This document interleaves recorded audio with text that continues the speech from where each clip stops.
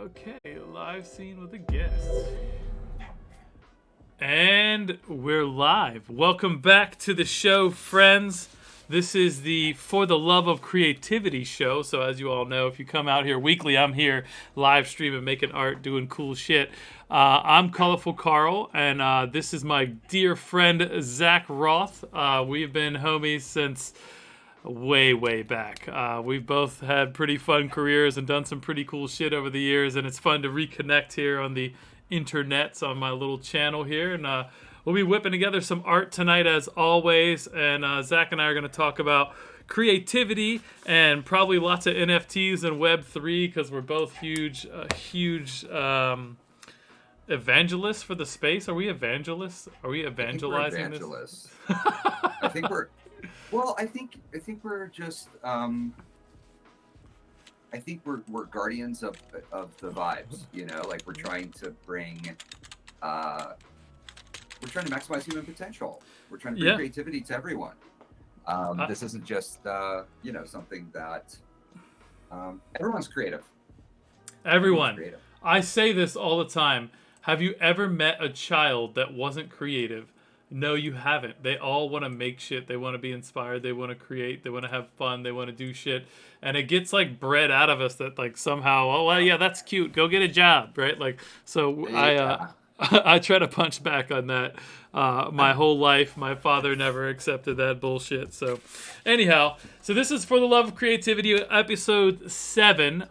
So this is our 7th official guest on the stream, my buddy Zach. So Zach, tell him a little bit about yourself and your background, and then we can, shoot the shit for a minute about how we've, know each other and the good old days, and then we'll roll into shit and start working on art. So I love this format, first of all. Sorry, I'm just tightening up something here. Great, undivided attention. I love it. Yeah, gosh, where do we start? Yeah, Carl and I have been friends for a long time, and that creative spirit is something I've always admired about Carl, and it's actually been very inspiring to me in my journey and trying to figure out what I want to be doing in life. That creativity can play a part in that, and that we're all innately creative people. That is the human spirit. That is what drives us. And yeah, it's just awesome to be here hanging out and just vibing out, just relaxing, Yeah, man.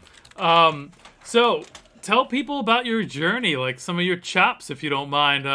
Like Zach is a very humble, amazingly accomplished human being, and is literally probably the most knowledgeable person I know in Web 2, Web 3, SEO, Web 1, the internet's technology. I'm hearing I'm a little John Pazio's checking in right now, just so you know, Carl. I talked to him earlier today, so I got John Pazio on here. I seen it. I love it. Yes, you seen it. I'm a little quiet. I think my audio's a little quiet is the word, but I think we're good. Are you're too low? Is that what you're saying? I think so. I think just like slightly, maybe. Okay, yeah. Zach's a little quiet. All right, got you. Or should I turn my gain up on my set? No, we're good. I turned it up some. We should be good.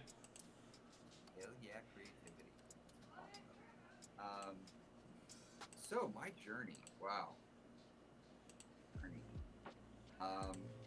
Yeah, I mean, I started off as a biologist, I was interested in hard sciences.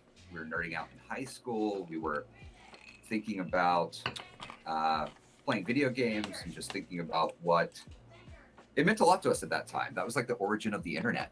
We were thinking about dial-up modems and Counter-Strike and EverQuest and video games, and it made a big impact on my life, like and the bonds that we built.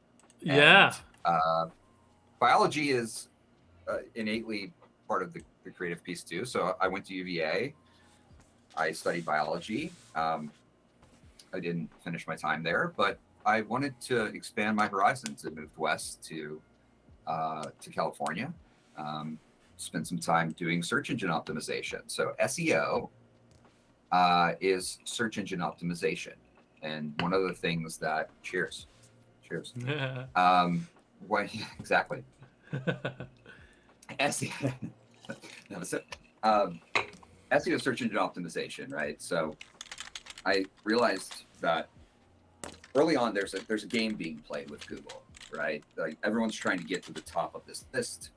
Everyone's trying to game the system a little bit. So we were pressure testing technology at the time. This was maybe 2007. And I was copywriting. I was working with a small team and copywriting.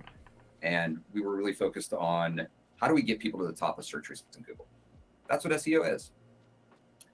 And at the time, it was kind of a big deal. It was new. And so we flocked to Twitter, to communities in Twitter to, congregate and have these discussions. I think that's something Twitter's really good for is having those kinds of like specialized community conversations. There was no Discord at the time, and I know it's kind of doing it now. So, it's after that, that kind of set the stage for. I ran with it.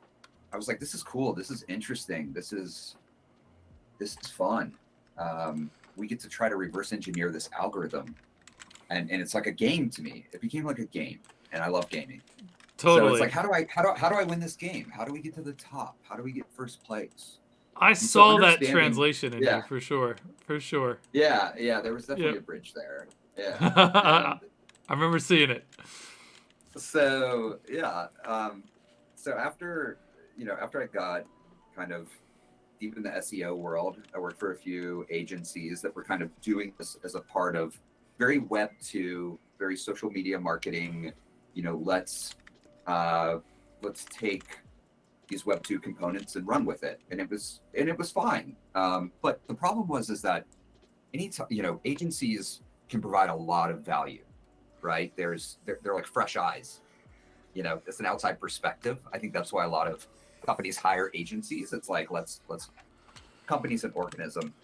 Let's let people outside kind of like give input, which is what you do, which is awesome. 100%. Yeah. I mean, we get brought into. Yeah, I mean, we get brought into giant creative teams like Nickelodeon to help do things that their in-house team isn't going to come up with because they're stuck in the lane and they're all in that ecosystem, right? So they know that. That's why they bring people like us in. So totally, I think it's it's an imagination studio, right? I think it's hard sometimes when everyone's trying. I believe in the good nature of people. Everyone's trying their hardest, and it's like sometimes it's hard. You lose focus of that kind of creative side, and that's when an agency can really help kind of like be this catalyst, like be this spark for creativity within a company. So the agency life stuff was great, and but then I realized like I need to focus, right? Like what if I just like did this in-house at a company? And so in 2012, I moved up to San Francisco to the Bay Area and started working at Glassdoor, which is a company that does company reviews and salary information and stuff like that. And it was a great time. It was kind of like early to me, kind of like Valley days, 2012, and got to learn a lot from some cool people. We got to think about user-generated content was really like the magic. Web 2 was like, there's all of this information out there, salary information. No one wants to talk about it with their friends, but they'll report it anonymously on the internet. Sure. Right. So there's this whole loop of, and that gives you better bargaining negotiation. That actually helps people as a bargaining tool as they enter a new job or a new something to get a better salary and to get paid more. So I thought that was really cool. I felt good about it. I was there for about a year, and then I left to join a small startup called Bright. And Bright was kind of taking a different Bright.com. Right. Ooh, sorry, Siri's cut me off. Maybe I got cut out there. You were here. I still got you. Okay, cool. So at Bright, we were doing aggregation. So here's another internet concept that I think we see happen a lot. A lot of people aggregate. Indeed.com's a job board. They're aggregating. Like the concept of aggregation. That is so That's what ARs do. That's what AI is doing. It's just aggregating data and processing it. Absolutely. So, sorry, I didn't mean to cut you off. Continue. No. it's exactly that. AI is this layer that we can like apply on top of like all this aggregated data, and it's just really cool. Um, so yeah, I think the aggregation piece is cool. Bright was doing it. We got uh, we got acquired by LinkedIn, which was cool. So I got to That go work at was LinkedIn cool. for 3 years. I remember Learn when from a that bunch happened. learn from a bunch of really amazing leaders. Jeff Weiner and Reid Hoffman, and spend time with people who were like, like had really found their roots and done a great job in the Valley. So just kind of made a lot of great leaders. It was really incredible. And then I started getting into crypto. And I think that's where there's this kind of like shift happened where I saw this potential in crypto. It was a way to look at how we think about value and how we transfer value between people, and what is money? Like, what is money? It's just it's something that we all agree upon as kind of like a thing. Right? It's an It's just like, we agreement think to this has do value. business in the future, is what my dad used to say about it, right? If you take money, you're agreeing that in the future you're going to use this money to do future business, because you can't eat it and it doesn't provide any value unless you're going to do future business with it, right? Well, I like that. I like that approach. I think we've talked about that before. Yeah, it's an interesting That's concept. To do for the future business. Yeah, A lot.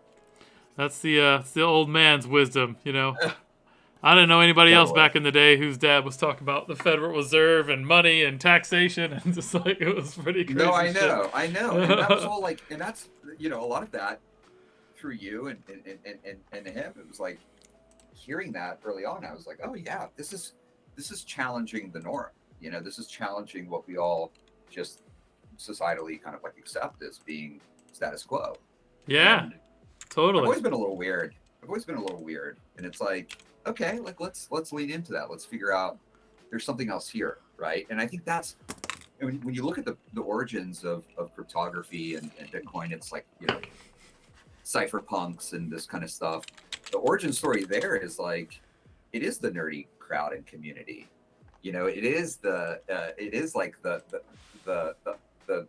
odd people out, or whatever the outcast, yeah. The outcasts are the ones who drive innovation, because we are trying to do something different, even though, it comes at a cost sometimes, for me, it was coming at the cost of, maybe relationships or maybe mental health and, other things.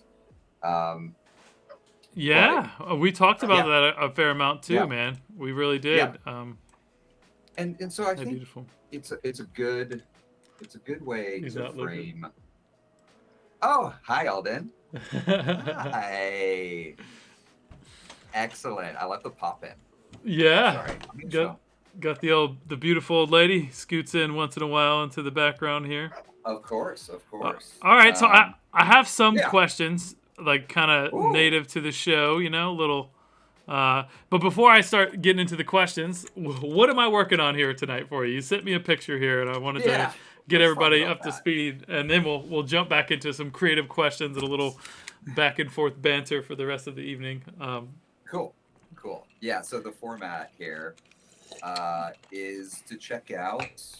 This is a picture of our dog, our English bulldog, Indy, is on the right. That she's turning 5 years old. Actually, like in 2 weeks, she'll be 5 years old. And really, 5 I'm a big fan already. She's almost 5 already. I know. So Indy is just like, I've been thinking about bulldogs for a long time. Got a bulldog. She's the baby before the baby type thing. We're a big animal family, and on the left is her friend Rocket, who is this beautiful golden retriever that just has just such good vibes and such good hair, and it's really well. Good. It's anything really well behaved dog. Anything with good hair, I'm jealous of. I used to have good hair. I had a lady reach out to me from one of my high school friends' older sisters. She's like, "Hey, honey, how you been?" I'm like, "Good. What's up?" She's like, "Well, I got this new product that helps men with their hair grow back." I was like, "Yeah, that ship sailed. I'm good." Anyways, I digress. That's So is this photo? Is this shot in San Fran or? Yeah, so this was And how old is in Indy here? Half Moon Bay. Yeah, so this Okay. is in Half Moon Bay. Okay. So this is like south of Pacifica in San Francisco in the Bay Area. Okay. So Indy's, I think Indy in this picture is probably She looks like less little. than a year old. Yeah, Okay. she's like less Yeah. than a year old in this photo. She's real little. Super She's a cute. cute pupper. All right. Yeah. So what I'm going to do while we're talking is turn this into a digital painting. I'm going to layer in a bunch of different crazy colorful shit from my dad like I always put in. So this whole stream, my whole creative output, everything I've rolled up and become in this creative persona that I've done in the past year has all been around like honoring my dad's creative legacy. So I try to incorporate at least one piece no matter what I'm doing. But in like a piece like tonight, I'm just going to take as many of his paintings that I have and just layer in and just have crazy, colorful, trippy, insane colors, and it's going to be glorious. You'll love it. You particularly will love it, I know. Just for reference, Yeah. the last stream, my buddy Jason came on for the love of creativity. This was his dog, so everyone's showing up with the dog bulldog, pictures. with Yeah, the bulldog behind it. and the bulldog behind The it. bulldog behind it. Yeah. And then I turned it into that, which I still think is pretty dope. So I will do something like that as we talk. Probably won't finish it tonight. I usually end up kind of like touching them up in the morning and type of stuff. But so roll through the questions. We'll jump into those, and then I'll just be working on this in the background, and as I need ideas and comment. Everybody in the chat comment like you want to see do crazy stuff to this. Like Yeah, you have questions. The more collab, the better. Questions. We have people here. Like, Yeah. what's up? I'm down. What are you thinking about? We have 8 viewers I'll talk tonight, about Zach. anywhere. We are one shy of all-time high right now. So. Oh my gosh. Well then, oh my gosh, this is great. It's hard to coordinate people. You know what I mean? Yeah. I love going back and like watching, like almost like a podcast. I kept calling this. I was like, oh, I'm going to call this podcast tonight, and I'm like, it is a podcast, sort of. Yeah. It is a podcast, sort of. Format, which, but there's a visual component to it. Yeah. Right. It's like somewhere between a Twitch stream and a podcast. That was my thoughts that I would do something different. That's the whole idea. So yeah, I like it. We like different. I like different for sure. So yeah, leaning back into what we were talking about earlier, man. Like I feel like we've been and we met. We catch up frequently nowadays, which is a blessing. To have friends for my whole life, but like I still remember the deep level of excitement that we had. Like all piling. I remember getting my car, right, my $1,500 Honda Accord, and putting $7,000 of computers in the trunk, and driving to your house to go. CRT monitors, big old. I had like a 19-inch 100-pounder, like, and that's I remember how you get strong. Yeah, dude, just swole. And we would roll up to your house because you were the only one that had like a T1, I think, at the time, some sort of high-speed internet. I don't know what it was at the time, but I got a cable modem. I think that's why we landed at my house. Yeah, it is. Just gotten it. Well, okay, funny story. You want to know why we got the cable modem? Was because when we had the 56K, or maybe it was 28.8, I was downloading probably software off the internet or something in AOL early days, and I was tying up the phone lines. Oh, like 7 days straight. Yeah, so like my parents got sick and tired of me. They just weren't having it. They got me my own phone line. And then it was like, all right, well, I could spend 9 days clogging up a phone line, or we could like maybe talk about getting this new fancy thing where, oh my gosh, the internet's always on. That was that was the realization. Oh my gosh, wait, why am I not logging into the internet? Bro, I forgot about that. That's a crazy. That was a big change. And I'm not going to get like too deep into this right now. We can like get there, I think, maybe by the end of the stream. But yeah, whatever. No, it was kind of someone else's version of the internet, right? Like we were experiencing AOL's version of the internet. They had their chat rooms and their things, and it was like their UI, right? Yeah. Their thing. It was very isolated, and all of us were on AOL. I mean, everything else was kind of bullshit, right? Like, No one wanted to be on the other shit. So Prodigy, CompuServe, Net Zero.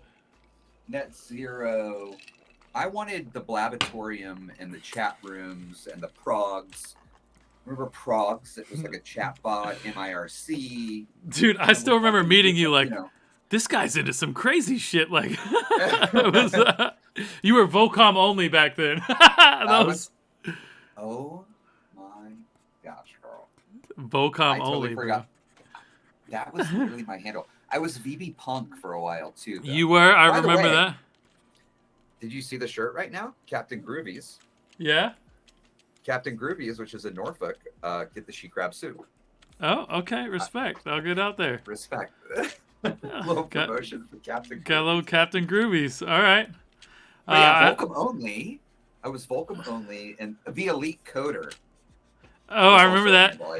But it was all in like digits. Like elite was spelled L, like 337. Yeah. Of course. See, John literally remembers the exact. Look at this guy. XX VB John Punk with proper punk X with proper capitalization. Yo, mine was white guy. But your ICQ. It was, Carl. It was white guy. No. So gosh. it was this at first. Oh my gosh. I'm just having fun tonight, guys. White guy, No, and then having fun. and then I changed it to great white Greek like this. That was my second iteration. And these pixels look familiar. Yeah. Yeah, that's what happens when you grow up in Pungo and you just don't know that you probably shouldn't name yourself white guy. By the way, I no longer put white on anything anymore. It's classic. I mean, that was the vibe. I mean, I remember. Oh, that's Derek Bartel, by the way, from OL. Oh, nice. Yeah. He's we're super tight. He comes over all the time. His wife's in here, Andy. Nice. They're super fans. Like they have not missed a stream. I've seen them in here when I've tuned in before. Dude, I love them. But yeah, so these early internet days were formative years for us, burning CDs. Just we were. And that same energy, just to bring it back to what we were talking about earlier, yeah, that is the energy I can harness when we're talking about crypto. By the way, away messages, Instagram has like a kind of away message thing now. I saw what in their notes. Yeah, if you go to the messages, you can like set up like a comment. They're trying to do that, or they're trying to do that again. Bring that back.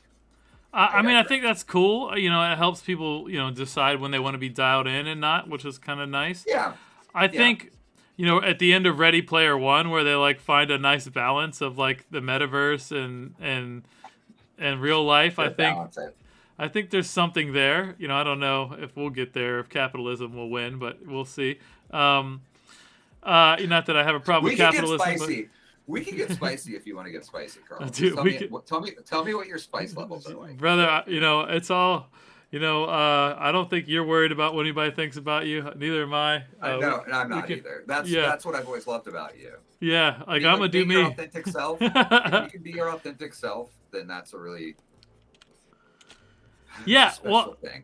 That's what that's the only common thread in the people that I associate with and love they are genuinely themselves, and I would argue good people as well. So those are huge criteria. So all right, look, I actually have questions. Let's do one of them. Let's do a question. So this is the world's stupidest question for one of my best friends since I was 14. What compelled you to come on the show today? That's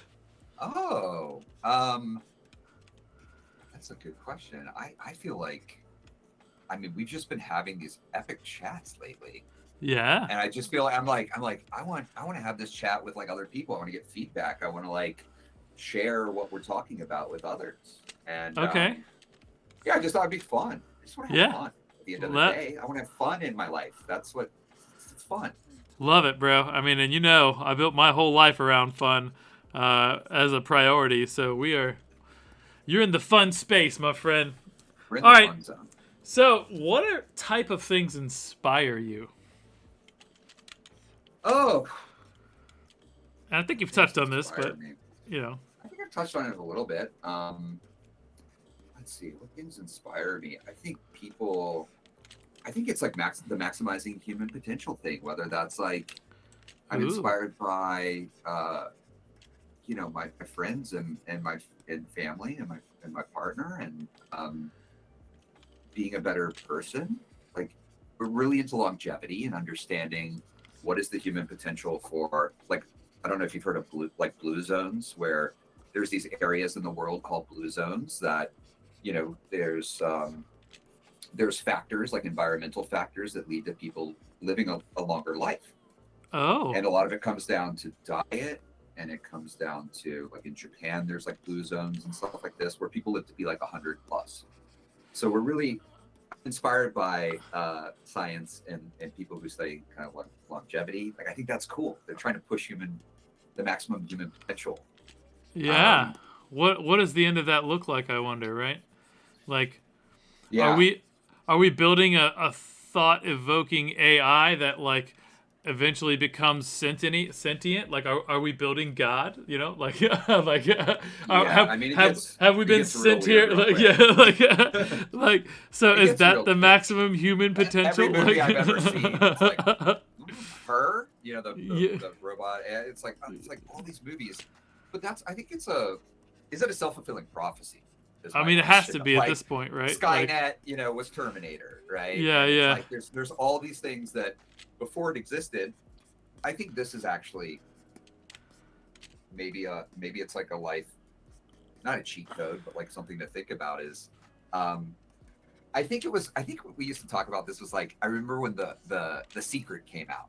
Yeah. Remember that, Carl? Yeah, I do. I still have the book. The Secret came out, this positive affirmations and like all this kind of stuff, and I was like, yeah, it makes sense. Like, but I think I was interpreting it too literally at the time. Yeah. It's like, if I say this thing a million times, then it'll happen. Not like, if I work hard enough on myself and I build the right network and I like really try to be a good person, then maybe these kinds of things can start happening and we can manifest stuff together, collectively, collaboratively create things.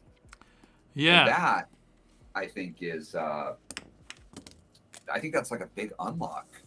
And what I realized was like that stuff is actually kind of true. It takes a lot of work. It's taken me, since we were, 20 years since we met, to even like start to figure any of this stuff out, which is, yeah, but it's heavy. It's heavy. It is heavy. It is heavy.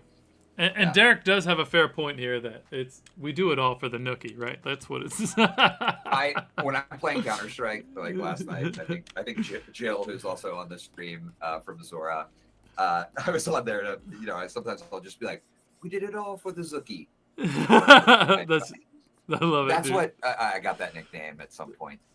So I love it. That's super fun. Cool. All right. So next question, sir. Who are some of your favorite artists and why? Oh my gosh. So like James visual Terrell. What? Oh, let's look up James Terrell. Who's James Terrell? James Terrell. It does light art. Okay, so I was fortunate enough to be able to spend some time in Japan in 2017. We went to this place. I saw it posted in the Zora Slack yesterday, called Naoshima, and Naoshima is an art island where here we are, James Terrell. Have these all like just incredible art installations.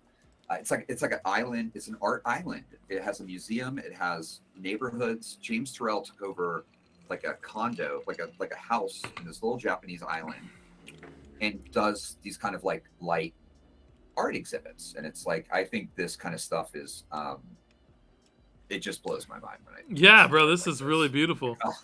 It's just beautiful, and it's all light, so it's like the pictures are cool. But being there in person, your photon, the photons hitting your retinas is definitely cooler. It's like the unofficial fifth member of the band of Fish. How many members are there? Is it 6 or 7? Oh, Chris Corona. You're talking about Chris Corona. What, man? Look at you. We're talking about fish now. Oh boy. Oh, that could be a whole podcast. That could be a whole stream on its own. Sure. Dude, with you, I am sure, bro. I've never met someone in my whole life that's been to more fish concerts than you. You probably haven't either. There might be 160. 160 of them. Jesus Christ. Yeah, I can share my list of it if you want to see all the fish shows I've been to. Like, bro, that will actually have to be its own stream. You should create a fish podcast until you can interview every member on the thing. Fish. Yeah, I know. It's a 4-person jam band. That's pretty sweet, man. But yeah, I remember you told me that, and then you bought me tickets to the concert. We went at the Scope, and unfortunately, Alden got gassed out from the fumes and the craziness. But like, yeah, bro, gassed out is just the trippiness was wild. It was wild. That is a good way to describe it. So that was visual light art. So that's why I brought that up, because that reminded me just of a crazy. Is Chris Kuroda. Look up Chris. Yeah. Actually, can you pull up a photo of Chris Kuroda's light art? Yeah. If you type Chris Kuroda fish and can go to like Google Images, we should be able to. Yeah. Just see something real quick to kind of like show people. Kuroda fish. It's pretty cool. All right, so I'm sure I spelled all of this wrong, but we'll see how good. No, you got. Yeah, look at this. I spelled it like. It's all Trey. Yeah, like scroll a little bit, maybe. Hold on, let me see. I'm gonna get the actual Chris Kuroda fish. There it is. All right. Well, there's Tim. So he has. I mean, we're talking like millions of dollars in light rigs and renting light rig. He actually did Justin Bieber. Justin Bieber went to a fish show. Fun story. Justin Bieber went to a fish show. I was at the show Justin Bieber was at in Long Beach, California. Okay. And Justin Bieber saw this light show. Here we go. Now we're tapping into it. Justin Bieber saw this and hired Chris Kuroda to do lights at his like he went to a fish show and hired Chris Kuroda to do lights. Look at the Hollywood Bowl one. This one? You see those up one. That's MSG, I'm pretty sure. Maybe Vegas. That's Madison Square Gardens. Okay. That's the Hollywood Bowl right there. This one with the rainbow? Yeah, with the ridges. So like, it's like art. You're like, this is your canvas. It's every beautiful. Stage is different. Every form factor is like different, right? I love it. Here's someone who knows to instrument lights in a way that can like decorate a space. Like light is how we decorate a space. Yeah. Music is how we decorate time, right? Like it's like art, we decorate space. Light, we decorate space, and music, we decorate time. Well, and I think all of that comes together, and human expression is what creates culture, right? Like, you saw very clearly how much art and creativity mattered to people when we were all confined to our homes and no one could go anywhere or do anything. And all of a sudden, everybody gives a shit about shows and live streaming and art, and like consumption of NFTs and everything exploded because we were bored to death, because having what you need utility-wise is not enough to stimulate a human being. You need art, and any form of art is human culture. That's what we create. When you create a song or a language or a type of food or a way of dancing or a way of singing or painting with light, whatever you do, that is art. It's a beautiful thing. The way you speak is an art form. This shit just gets me excited. And if you want to boil it down like another level, right? It's like our consciousness is just like creating vibrations of air, right? Yeah, at the end of the day, we control that. So that's like it's a direct link between our brains and it is how we link our brains together. It's like what we see. It's our senses being linked through vibration and through light. I love it, and we don't even fully understand that. Oh, check it out. So these are some of the cool pieces of art and just different shit I have in here. So like on my you've been on here on a non-guest day. Like I'll take some of these sketches and I'll turn them into art, which is fun. Crazy art. So, but here's some like pieces. Any of these speaking to you? Let me change the view to extra large. Yeah. So we can drop some of these textures in and like layer them over stuff, grab colors out of them, have some fun with them. I've used a bunch of these in the past. This one's going to Derek. Well, I'm thinking about should I try to should I be thinking about the photo itself and how it relates to these colors, or like what's the relation? No relation. Just like pick what I like.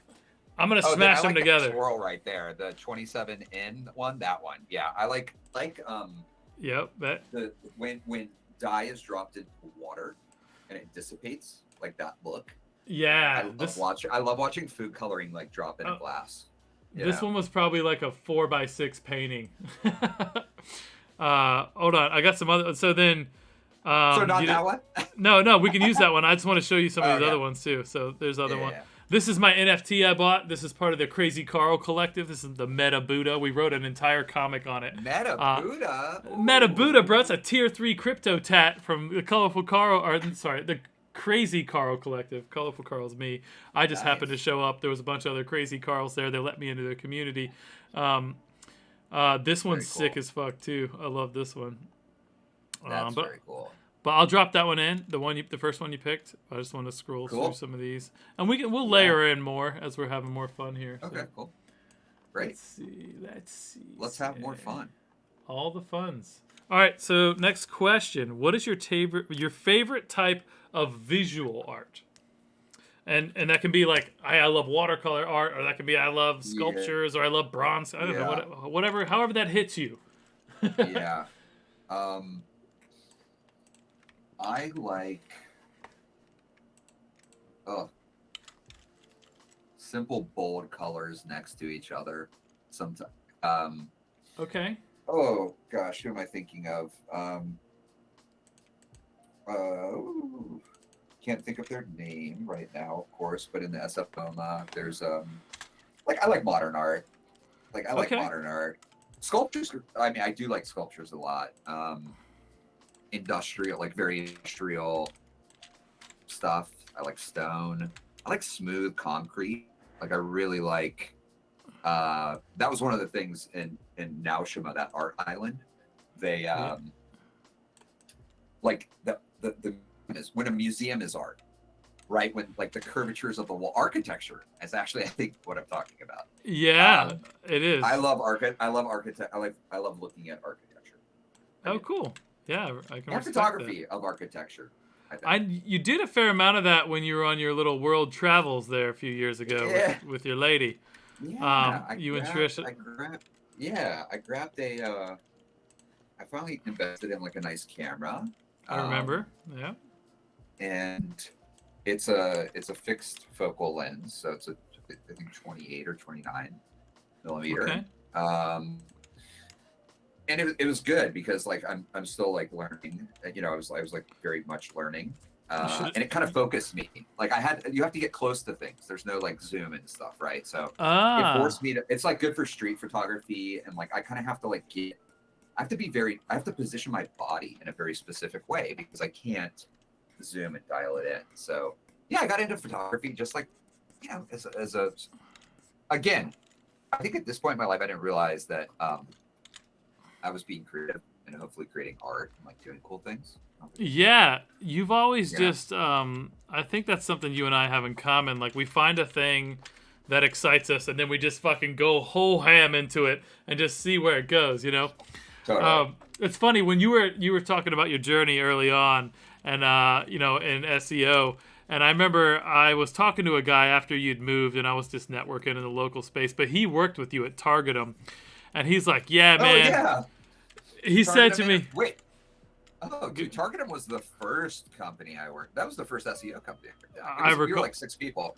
Yeah. I remember, but I forget this guy's name in hindsight. But he's like, yeah, you know, I remember being there, and like I just told him how good you were doing, all the big moves you'd made, and all the success you had. Maybe 4 or 5 years after you moved, and he's like, I just knew that like this guy was the smartest guy in the room, and like, and I just started thinking about the time you came back to my house. When we were hanging, when we lived in when I lived in that garage, right out in South Norfolk, and you're like, bro, let me break this down for you. Like, all right, so we got white hat, we got black hat, we got gray hat, and you started like getting into all the weeds, just like, and if you could do this and do links and get all the things going, and like you were just so obsessed with it. Yeah, and I was just, and I remember like people trying to not explain. Much different today. No, you're not. You're no different. It's you're not talking about those things anymore because they're less relevant than they used to be. But I kind of am. Actually. Oh, really? Like, yeah, I'm still talking about it. I used the word like gray hat or black hat until like yesterday.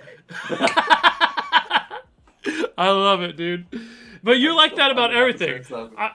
I remember we had a party at the house and we're sitting in the room, we're all smoking a bowl, and my buddy comes over and he's like, yeah, I like weed. And Zach's like, well, we got indica and sativa, and you get into cross strands and hybrids and ups and they're like, when you left, I hung out with him the next time, and he's just like, yo, that guy knows more about weed than I knew there was to know about weed. And I was like, dude. Yeah, dude. I was like, come to think of it, I've been deep on everything I've maybe ever bro, been interested in.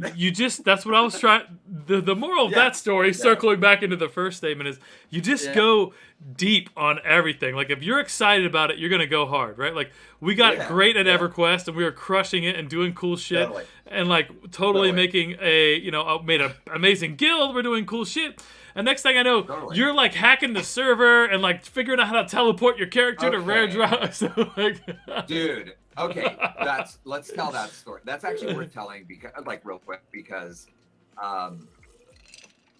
it's relevant to something I'm literally doing right now. I'm not hacking a game or anything like that. Yeah. But, it is so relevant because you're just trying to figure out how to how do you bend the rules a little bit? Like, how do you understand a system and technology and then push the limits of that system or technology?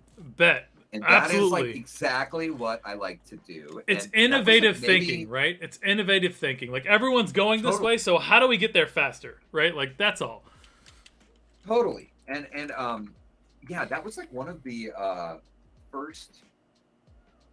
That was one of the first times I like made any like $5,000.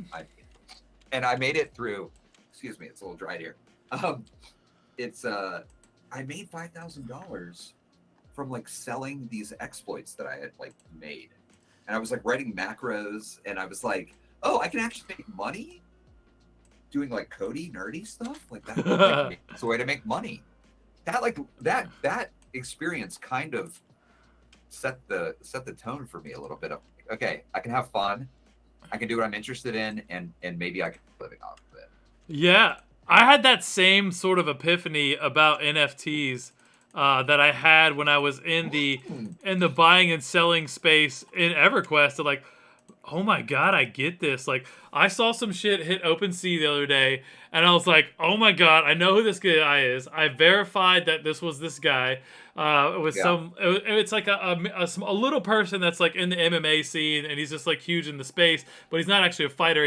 He hangs out with like Nurmagomedov and like a bunch of different like guys in the Russian fighting space. But anyways, long story short, I knew this was gonna be a good flip.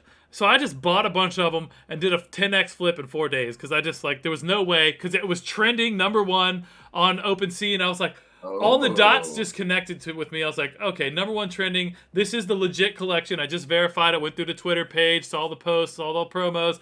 I did my Web3 homework, and I was like, all right, nice. I can make a quick flip on this. I'm not worried about it. I could have lost a few $100, but like, also saw the same thing on the Trump NFTs drop, right? Like, but there was no way I wasn't putting money in Trump's head. I love my friends that love the it is what it is. Yeah, it's good, Carl. You know how I describe that? It's healthy to be around people with different opinions and thoughts. That's diversity of thought is only going to enrich your own thinking. It is, like, really. And this idea that, like, you have to villainize people that don't specifically agree with you is very closed-minded. It doesn't work. Why do we think that? It's un-American. Like, how do you even get to a beautiful compromise? Can I postulate? Yeah, jump in. Postulate. All right. Here's my postulation, and it's gonna come back to, actually, I'm gonna mention Zora, if that's cool. Like what we're working on a little bit. Talk about Zora. I'm sure that I like it. I love what you're doing at Zora. Zora's really cool. So Zora.co, check it out. We are helping people.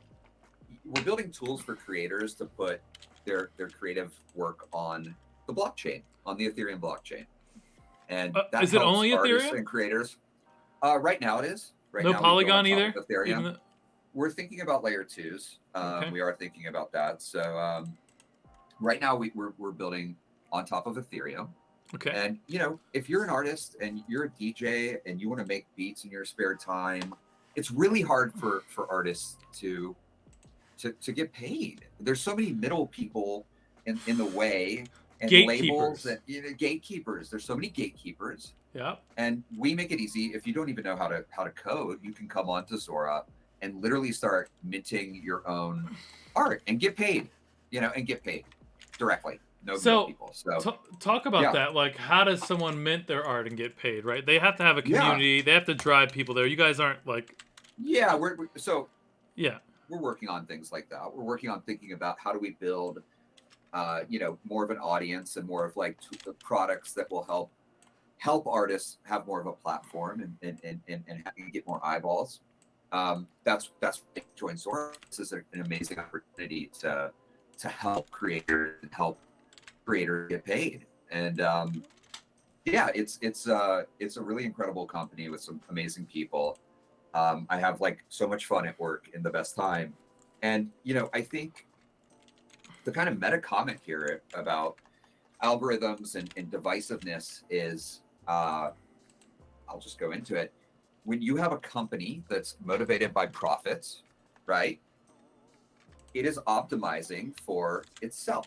And so all of those algorithms and all of these things are a black box. We don't know what Google algorithm is. SEO is reverse engineering that, right? We don't know why TikTok chooses the things it does. We have a good guess, but no one's handing you the code, right? Because the company owns it, and that's a closed loop system. It's closed. Yep. What we're trying to build with Ethereum and with Zora is an open web, right? Target gets hacked, your information gets leaked, people just pillage your information and sell it everywhere, right? Well, what if these things were decentralized, if they were open, if there was a way that these databases and this public ledger could exist? Maybe like we wouldn't have, I hate going to a screen and it's like log in with 9 different companies, log in with Netflix and Google and Facebook and all this. It's like, why am I experiencing someone else's version of the internet when I could be experiencing my own? And it's about agency. It's about having agency over what you create and what you do.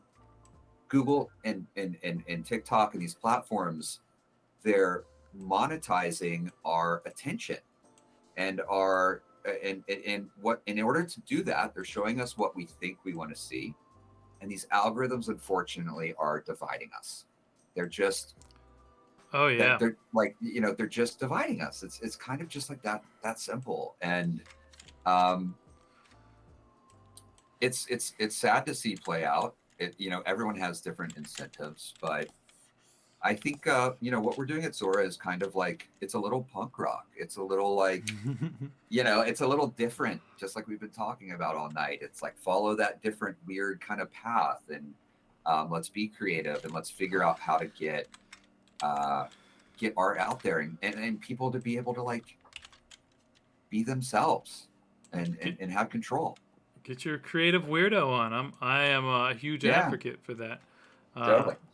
I love it. I love it. It's we need more of that. Yeah. Second Life, that's a good call out. I see they're talking about Second Life. Second Life is really one of the first.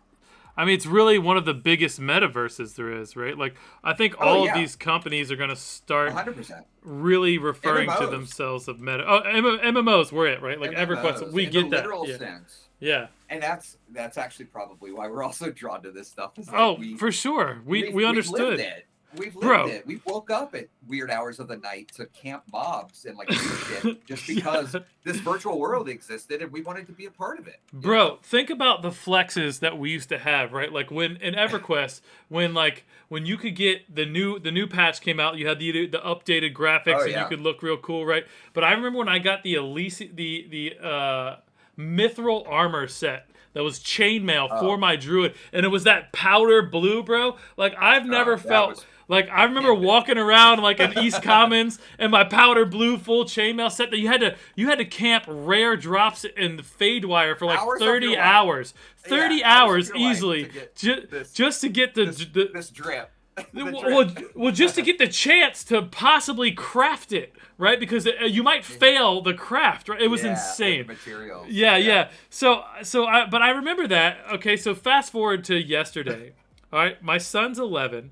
He lives in this digital world post COVID. He spent 9 to 11 not really being able to go out in public much, right? That's pretty crazy. So think about a lot of kids are that way, by the way, where it's like they just developmentally just haven't been able to go out for a year of like, they're like 3 years old or 4 years old, and it's like a very formative years. Yeah.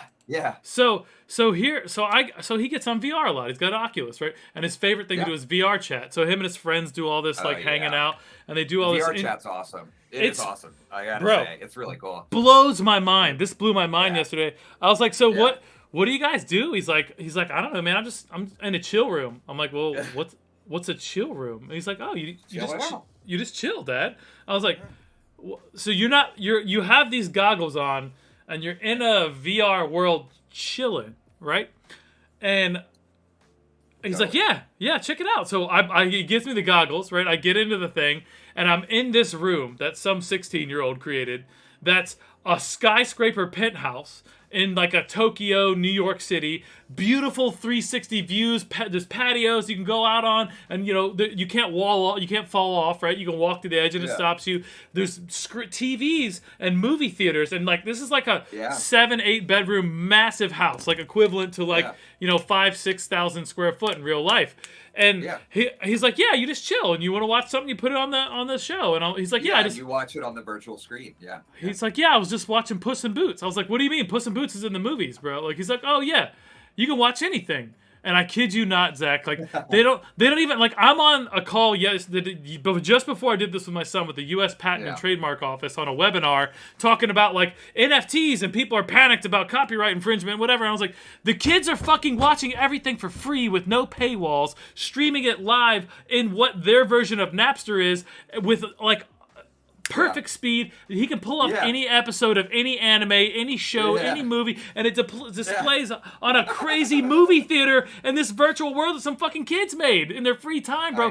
They have no idea what's coming. The only thing so fast forward back through to the punk rock ethos of like the kids of the future, and like like, kids can build better products than like 100,000 people at a multi-billion-dollar company we think is valuable. I know. The kids are doing cooler shit. Way cooler shit, bro. I was like, Zarek, figure out who this kid is. I want to hire him to do some shit with Epic Exactly. Made. Like, that's what you gotta do. Bro, that's the first place my head went. Because it's the number one chill room. Like, it's the top rated chill room on all their servers, right?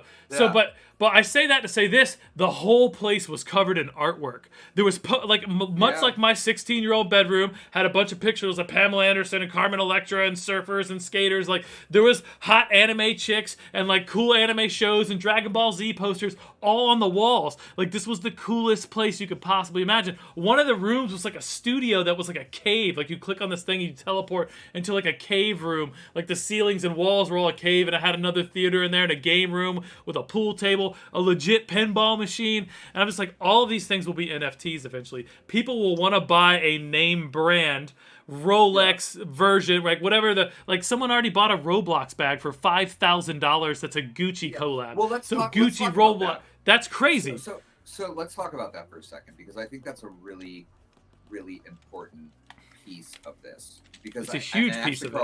Like, the term NFT, I think, doesn't do the potential of what the code can do. It doesn't do it full justice. It's an educational ignorance and a bad PR campaign at this point. But yes, you're absolutely right. We don't have the right words. We don't have like the right words to describe it, because I love this example. Think about certificates of authenticity. 100%. Think about your collection. I collect records, right? A lot of vinyl records. I use Discogs. And I use that because when I'm out shopping at a record store, like, I want to know like what my inventory is and all this stuff. You can the digital use of tracking physical goods, whether that's wine, art, diamonds, right? Like, anything that has like a unique property, totally can be tracked and monitored on this public ledger. And I better than ever.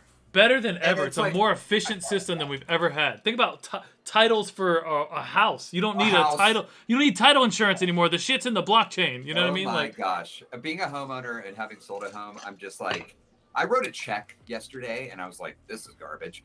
Like there's so many systems where, okay, so it's not just garbage. No, let's clarify. It's antiquated. It's antiquated technology because at the time that was revolutionary. Yeah. Right. And I don't want to discount things because Progress. of my frustration with them. Yeah, you know yeah. what I mean? I don't want It's to just okay. like discount them because I'm frustrated with them. But yeah, it is. You know, we need to like everything else is coming online. Things are going to come on chain. This is like the vibe that Zora is like, hey, we do our stuff on chain. We do it in the public. We're building products in the public. We're getting feedback from people. It's like together we are stronger. More minds are better than one. Like let's go. And I think NFT is just like a loaded term. People think. I think even you know, with Trish, I was like telling her, she's like, oh, like, you know, it's like those monkey JPEGs, you know, kind of thing. It's like, you know, and it's like it does. The PFP projects are awesome, and I like totally think that they're cool. I think that's one application of this technology. I think there's lots of other cool stuff that we're going to come up with. It's massively cool, and people like Zora and yourself are coming up with those ideas as we speak, you know. And I think that people don't understand the depth of where this is going. Our whole culture is going to shift into a digital ownership economy, and people, as much as they care about their physical appearance and what they look like and the type of clothes they wear and what that says about them, what this costume they have in real life says about them, because the skin suit costume. Well, outside of the skin suit is a choice, right? Like you don't get to choose other than like how you do your facial hair or like your grooming methodologies. Like outside of that, you can't choose your skin color. I mean, okay, we get, some people get crazy, but you understand where I'm going with that. But again, it's your physical representation is all costume. I mean, some people get crazy in body modification, turn themselves into a fucking lizard, and if that's what makes them happy, I'm down for it. As long as you're a good person, be the best fucking lizard person you can be. You know what I'm saying? I'm down for it. We care. Yeah. I feel like people, like, why have we built this?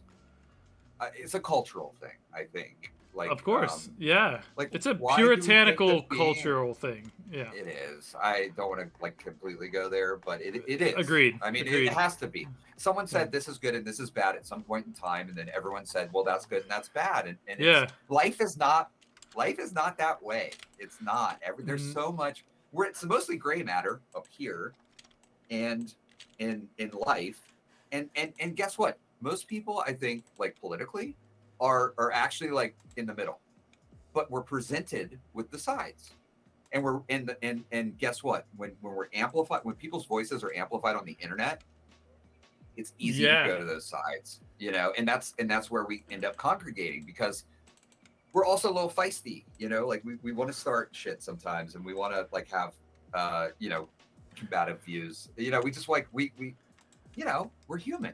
That's people like to be right. We're tribal, right? That's part of we're humanity. Tribal. That is because together, I think we had to get together to survive, right? Yeah, totally. Yeah.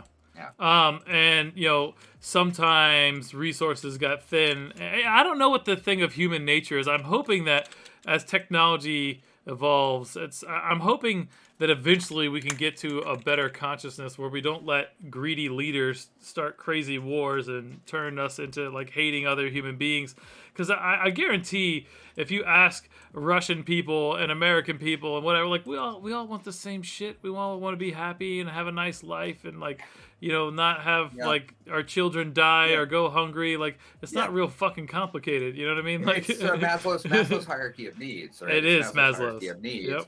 And it's Maslow's, and it's you know, I think even personally I found like the Maslow's hierarchy of needs like is so important to actually tapping into the creative self, because if you don't have those needs met, you can't actually, the creativity that's inside us all is being suppressed because you're worrying about these other things. Bro, if you're worried about if you're gonna die in the next storm, or if you got enough food to get through the season, then you're not going to be sitting down making something pretty, right? You need utility in your life first before art can ever show up. Creativity has no space. If you're in fight or flight, if you're in fight or flight constantly because you're looking for resources or shelter or whatever, you're not going to tap into the creative self. And I think that also applies to a lot of the mental health stuff we're seeing. I mean, and the pandemic exacerbated So does. So much of that, and I feel like I'm glad that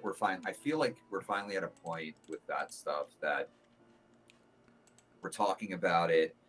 I think it's like, even in my life, in our lifetimes, there's been a huge phase shift towards talking about mental health, and like we're aware and we're conscious that like this is something that has been really neglected as a part. And don't get me started on the healthcare system, but yeah, I mean, well, we know how well I capitalism can talk works with healthcare with and health. yeah. Yeah. Well, It turns out keeping people healthy it's is not not very exactly profitable. exactly. It's like, we're not really incentivized for you not to be sick.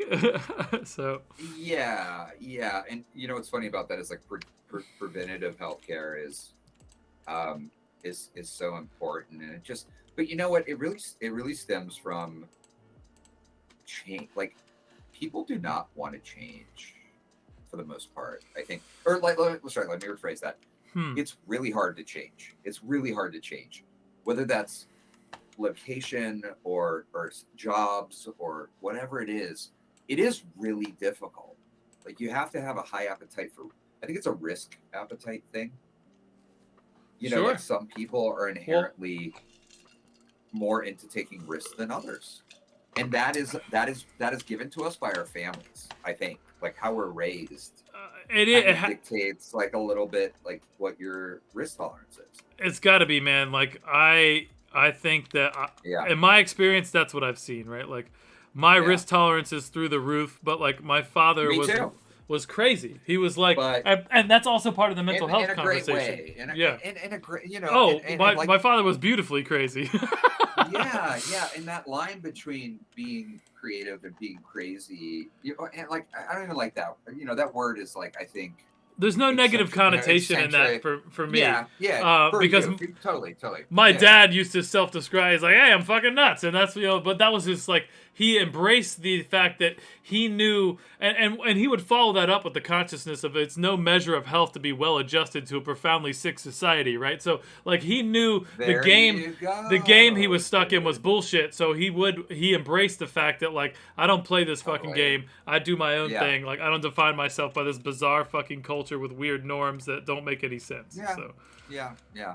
Anyways, I mean, your dad was, he was soapbox. He was a champion of creativity, and that is its own subculture. And I think that's something that people tap into, or they don't, and that's okay. It's just like, there's lots of people who do, though, and I think that's what, for me personally right now, is just like making me come so alive is just like, again, going back to like the EverQuest macro thing, it's like, wait a second, I can actually be my authentic self, be my creative self, and like be supported and be around other like-minded people. And that's like so important as a community. Community is so important to people. Like, again, if you look at the Blue Zone thing and the people who live the longest, what is it about? It's about like what you eat and the community that you have. Really, at the end of the day, it's like community based. It's like, are you supported? It's mental health. It all comes together. Those communities are probably way less stress too. They're not fucking totally. Alden and I talk about this all the time. Like, we're innovating, more technology, more internet. Think about what it used to take. You and I were talking, right? You were in a meeting the other day with Zora, with people from all over the earth. I was on a conference call just before this with somebody in Japan and somebody in Philadelphia, and we're talking instantaneously, right? That was impossible in our parents' generation. Totally.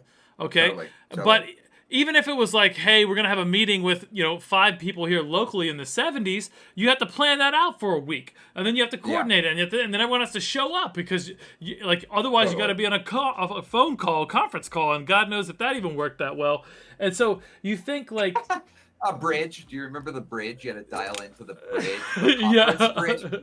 Go-to meeting. Do you remember go-to meeting when you're like, all right, you're like, I got to call in and then all this stuff. And now I'm like, on Discord, I'm like clicking, and like 9 people are watching my high definition stream, and they're like looking at like that, like my blemishes on my face Zach, in HD, and I'm like, you have a blackhead there. Like, yeah, exactly. I'm like, but I got this obnoxiously high res camera, and I'm like, I don't know if that was a good idea or not.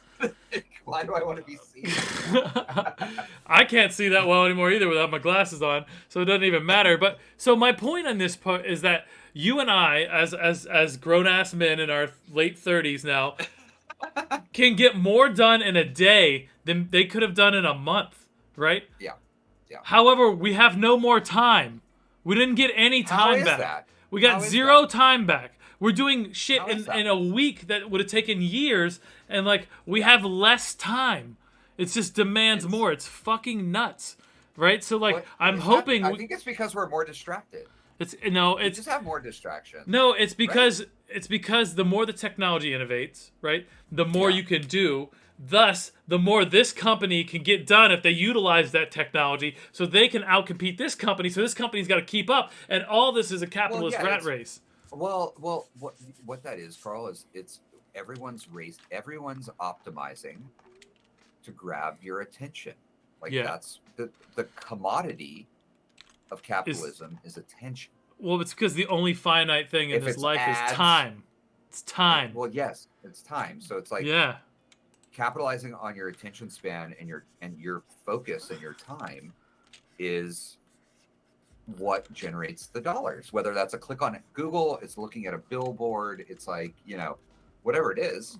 That is unfortunately what I've told you this, but what got me really bummed out eventually and burned out in Silicon Valley was you have the smartest minds possible working to get people to click more shit. And that's not necessarily to any good. That's a tragedy of commons that. And we're making Indy pink now, for the record, if that's all right with you. Yeah. Make Indy pink. Okay. So she's a girl. Not that genders need colors or anything like that, and not that even that there's 2 genders or whatever, dude. There's a wine bar in New Orleans when I was there, and they had a sign at the bathroom, and it's like the guy sign, like a men's sign, a woman's sign, and then a mermaid. And I love that.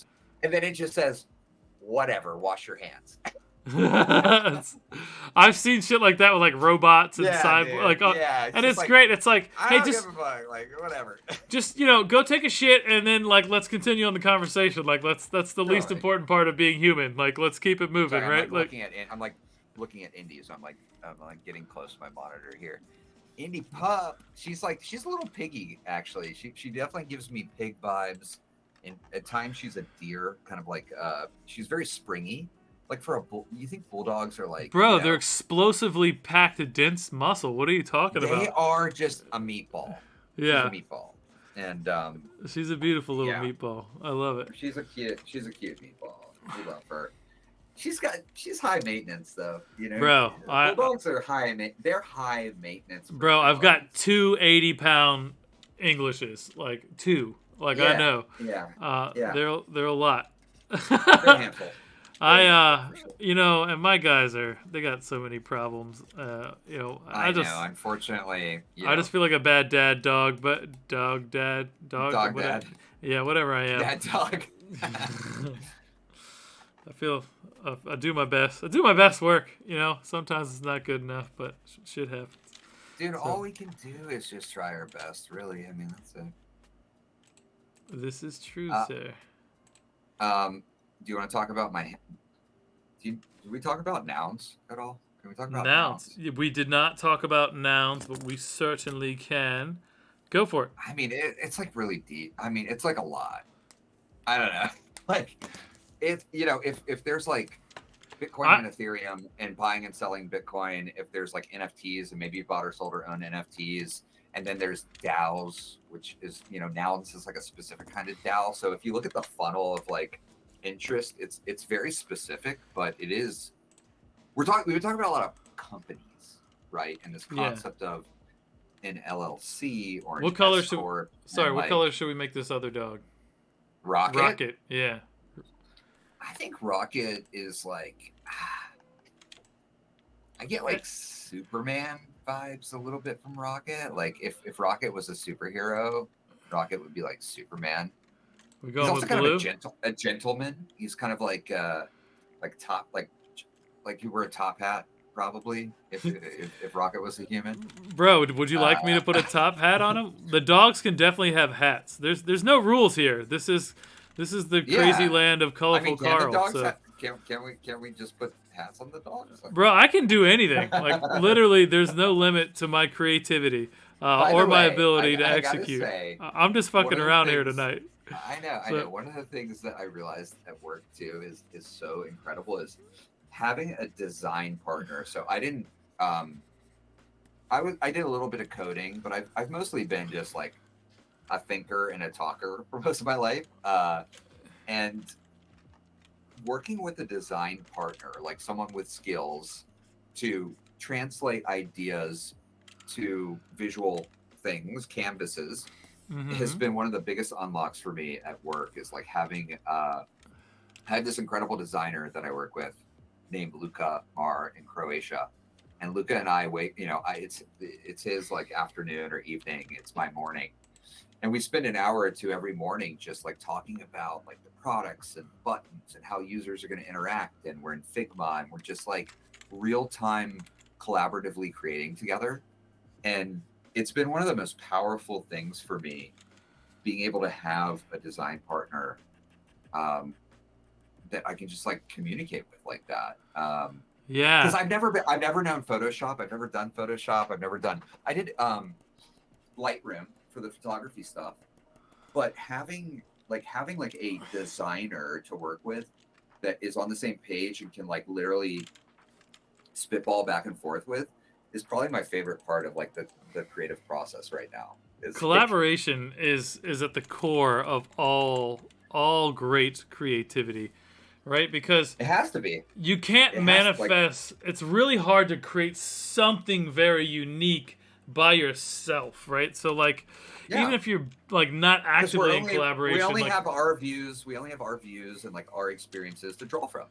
right, and you're Right? digesting the world around you and ideas and then incorporating them. So I feel like you're always collaborating on some level regardless if like there's someone with you right at the time.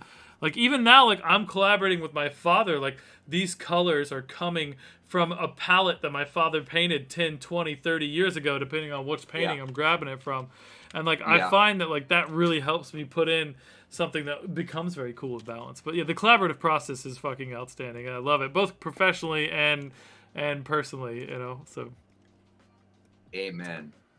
And that's what I think is so inspiring about just the work in this space and the people in this space of kind of Web3 crypto. It's like everyone was speculating, it was like buy, sell Bitcoin, Coinbase land. I did that. I worked at Coinbase. It was awesome. Learned a lot. But it was also like, about the that's money. just helping. Yeah. Yep. What if creativity could be capital? What if creativity was the unit of economics that we I'd argue that now rounder? it always should It have always been. has been. Yeah. Well, it just wasn't. Well, actually, let's take a step back. It Yeah. always has been, right?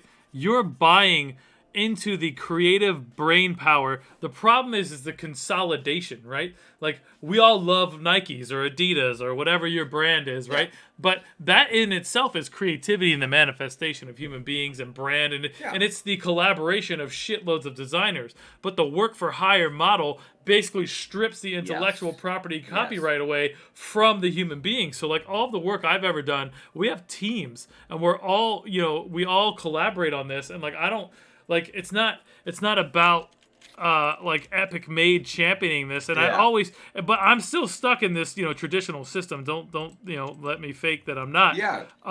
But with Yeah. as we pivot into NFTs, I'm so excited about this ability to reward my team with like, hey, look, this thing took off. We're crushing it. Oh, and by the way, here's everybody's royalties for the year. Boom, right? Like because that's just like, and not only it's always been an option, but now it's the status quo, right? Like people expect that the creators are going to get royalties, and that royalties are built into the blockchain. That's so powerful. Yeah. Like, I think it comes back to that word agency, right? Like, it is the word creative, agency, yeah. Because when you sign a contract, or you 1099, or you get hired by a company, you are essentially giving away your agency as a creator to someone else. Yeah, and that's the name of the game. With crypto, like with this technology, we can attribute that creation to your wallet, to your identity, and no one can take that away from you, and everyone can track it back to you. So this in concept perpetuity. of provenance. So yeah. provenance, the word provenance is really important in this space, which is understanding the origination of ideas and thoughts and art and work. Copyrights and trademarks are a money-based manifestation of, if we just like literally track this stuff somehow better publicly together, we wouldn't need a patent office, and we wouldn't need, all of these crazy systems that we just like tie ourselves in knots over. Like, we just wouldn't need them. We would not need them. So therein lies the pushback from the system, right? Like, no one wants to be irrelevant, right? Like, you have artists complaining right now and upset about like AI making it harder to make money. I know. Like, let's talk about that. That's actually a really interesting topic. Can I talk and like get a wine refill maybe, or like a refresh on my. Is that bro? Is that okay? What? Yeah, I don't give a fuck. Yeah, this is my show. We do whatever the fuck we want. Like, all right, cool. This is Carl's show. Great. Zach, I think you're gonna need to be a little more subtle with your 24-inch wine on the wall.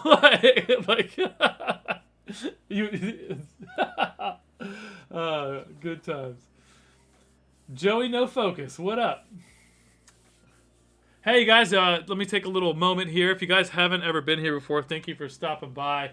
Appreciate you all. Please, if you get a chance, check out colorfulcarl.com. I got my little NFT beta class. I got to sign up for that. Where if you're into NFTs, I'm actually doing a week-long, basically helping you go from Web 2 to Web 3, right? So it's not going to be over your head. We're getting people in for the beta class, so you can have live interaction and Q&A with me. Also have my print store on there. If you like any of my prints, you can shoot me an email if you want to be on the show sometime or have any thoughts and feedback.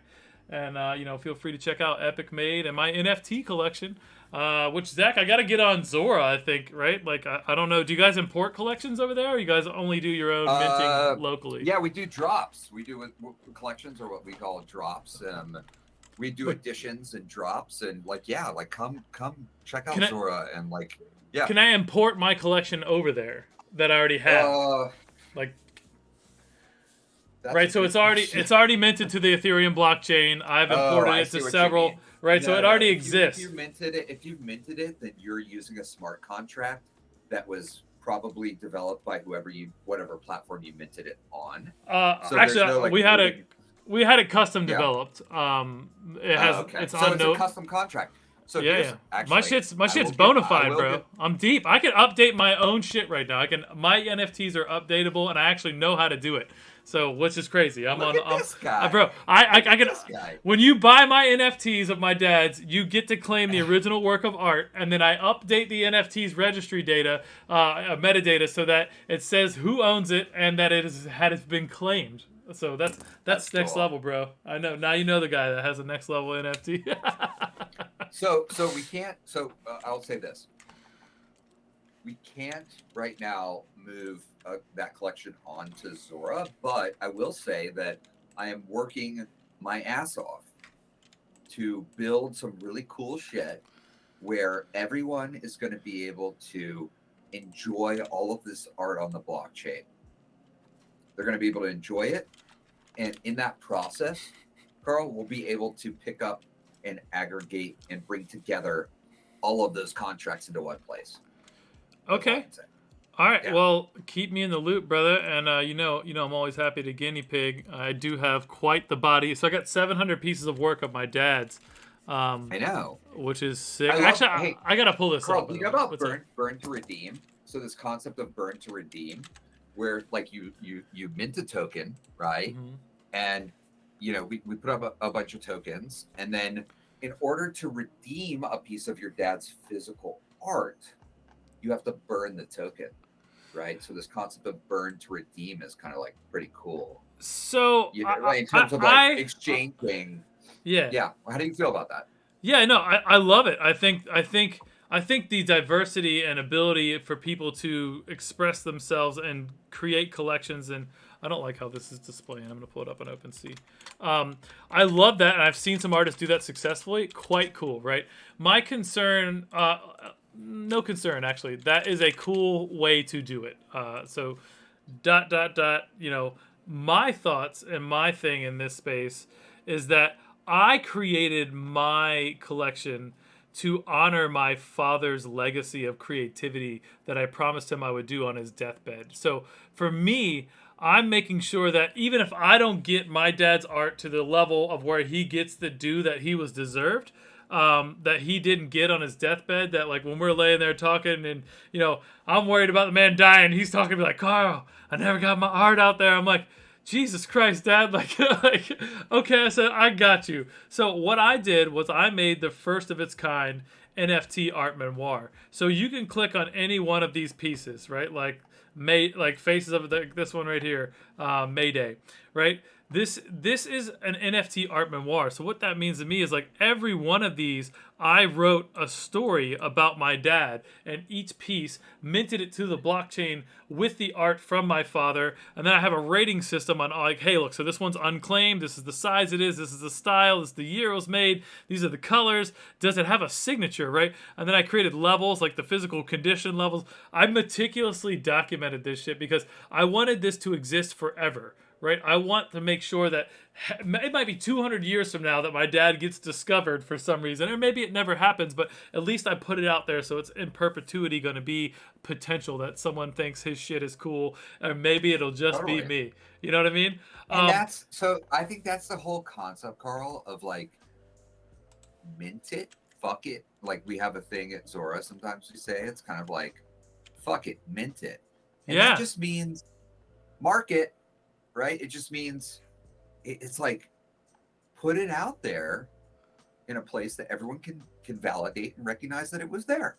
Yeah. Whether that's an idea, a piece of art, a piece of music, it's just a way for us all to agree upon one thing. Totally, man. It's beautiful. Yeah, I love it. And in my collection, this was the first one I ever did collaboratively with him, right? So I took a sketch of his and then I drew over top of it with my with some colored pencils. I don't know. There it is. And this was in So he died in June, and I did this in August, and it's so weird, right? Like I don't know, man. Anyway, so I just think that this whole thing was an art healing process for me, right? Like it has nothing to like. You can tell that with my traded volume here, I paid off my house and bought a Lambo, and You know what? I was just talking to Jill at Zora about this a little bit, where it's like, at some point, we have to stop valuing ourselves on the numbers and the likes and the creates, or like the likes and the clicks and all this shit. And it's a vanity metric. You have to start valuing it for it came from you, and and because it came from you, it's innately human and it's innately beautiful. Whatever that is, if it's a word, if it's a mistyped sentence, if it's a misspelling, I've stopped like correcting myself when I like have typos on a keyboard. I'm just like whatever, like, and I think this is actually a big thing that I hope we move towards. Having worked at LinkedIn, the concept of professionalism is, I think, like, I get the essence of it, like what it's trying to accomplish. Wear the suit and tie, look good, and capitalize and punctuation and grammar. But like that's not how we move quickly and efficiently towards new territory.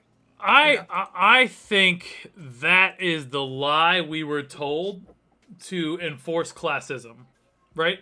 I think I think it's an us and them culture. I think it's a, oh, you don't know that's spelt with an ER at the end and not an A. Well, you're ignorant. Oh, you can't afford a nice suit. Well, you can't work here. You don't get a nice suit. I don't give a fuck what's in your head, right? So that was a way of oppressing poor people and oppressing the uneducated, because you can be uneducated and extremely fucking smart, right? So like, I agree. That's like the book smart versus street smart kind of concept, that, you know, like that kind of thing.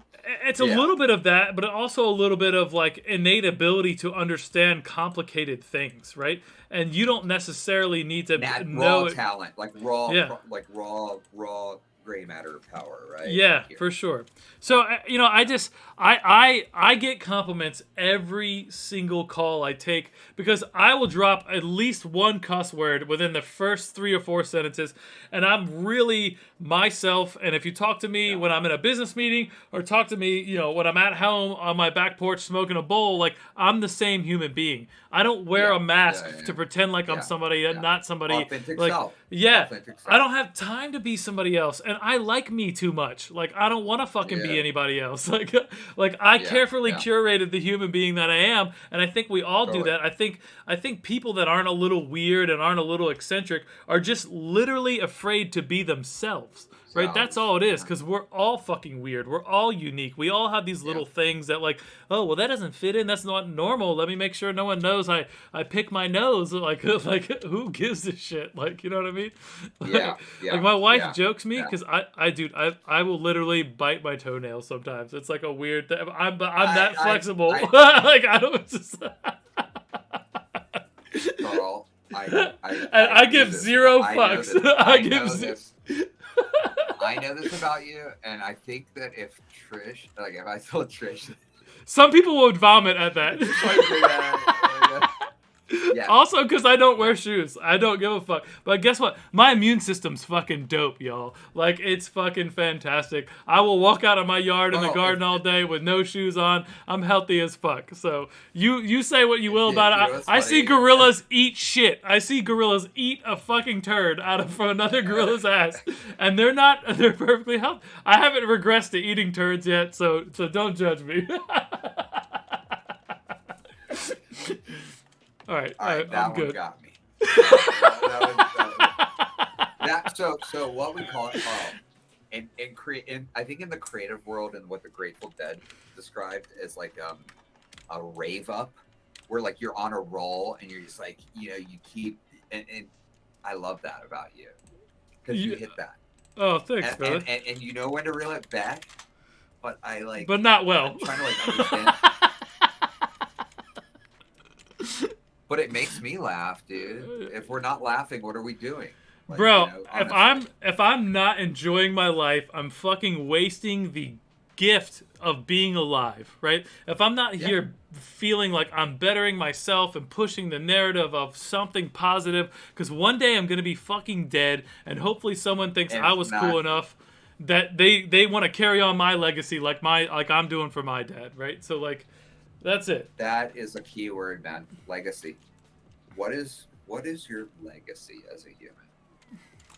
That's deep, dude. And that's something that, like, I think about a lot, because anyone can make, you know, it's like anyone can hustle. You know, it's just like, you can hustle. Everyone can work harder, or, you know, be stronger or whatever. But like, what are you leaving behind? Yeah, Will it matter? Like, will it not matter? And honestly, what you're describing is like, you know, imprinting concepts on other people and being positive and like bringing energy. It's like, hopefully that's infectious. Like, that's the pandemic we need, is the pandemic of positivity, the pandemic of, like, you know, and that's actually the Web3 space. We're all going to make it. Good morning. We're all going to make it. We're going to do these things. It's like, actually, I was turned off from crypto when I left Coinbase. I kind of like got burned out. Yeah, because it felt like Wolf of Wall Street shit. You know what I mean? Yeah, exactly. And then all of a sudden, here we are, and there's just like, people are being positive. People are being cool, and like, you know, I just was really into it. So yeah. People are into like success and building something. Because the big part here, Zach, that you're feeling and articulating even, is that this is about putting more power into the hands of more people to have a better future for everybody. I'm sick of this fucking idea that Bill Gates, Elon Musk, and fucking Jeff Bezos own 48% of the wealth in America. Like, how does that good for humanity? Like, I'm not saying don't be rich as fuck, but 48% of 330 million people. I got an idea. Okay, I had this thought. All right.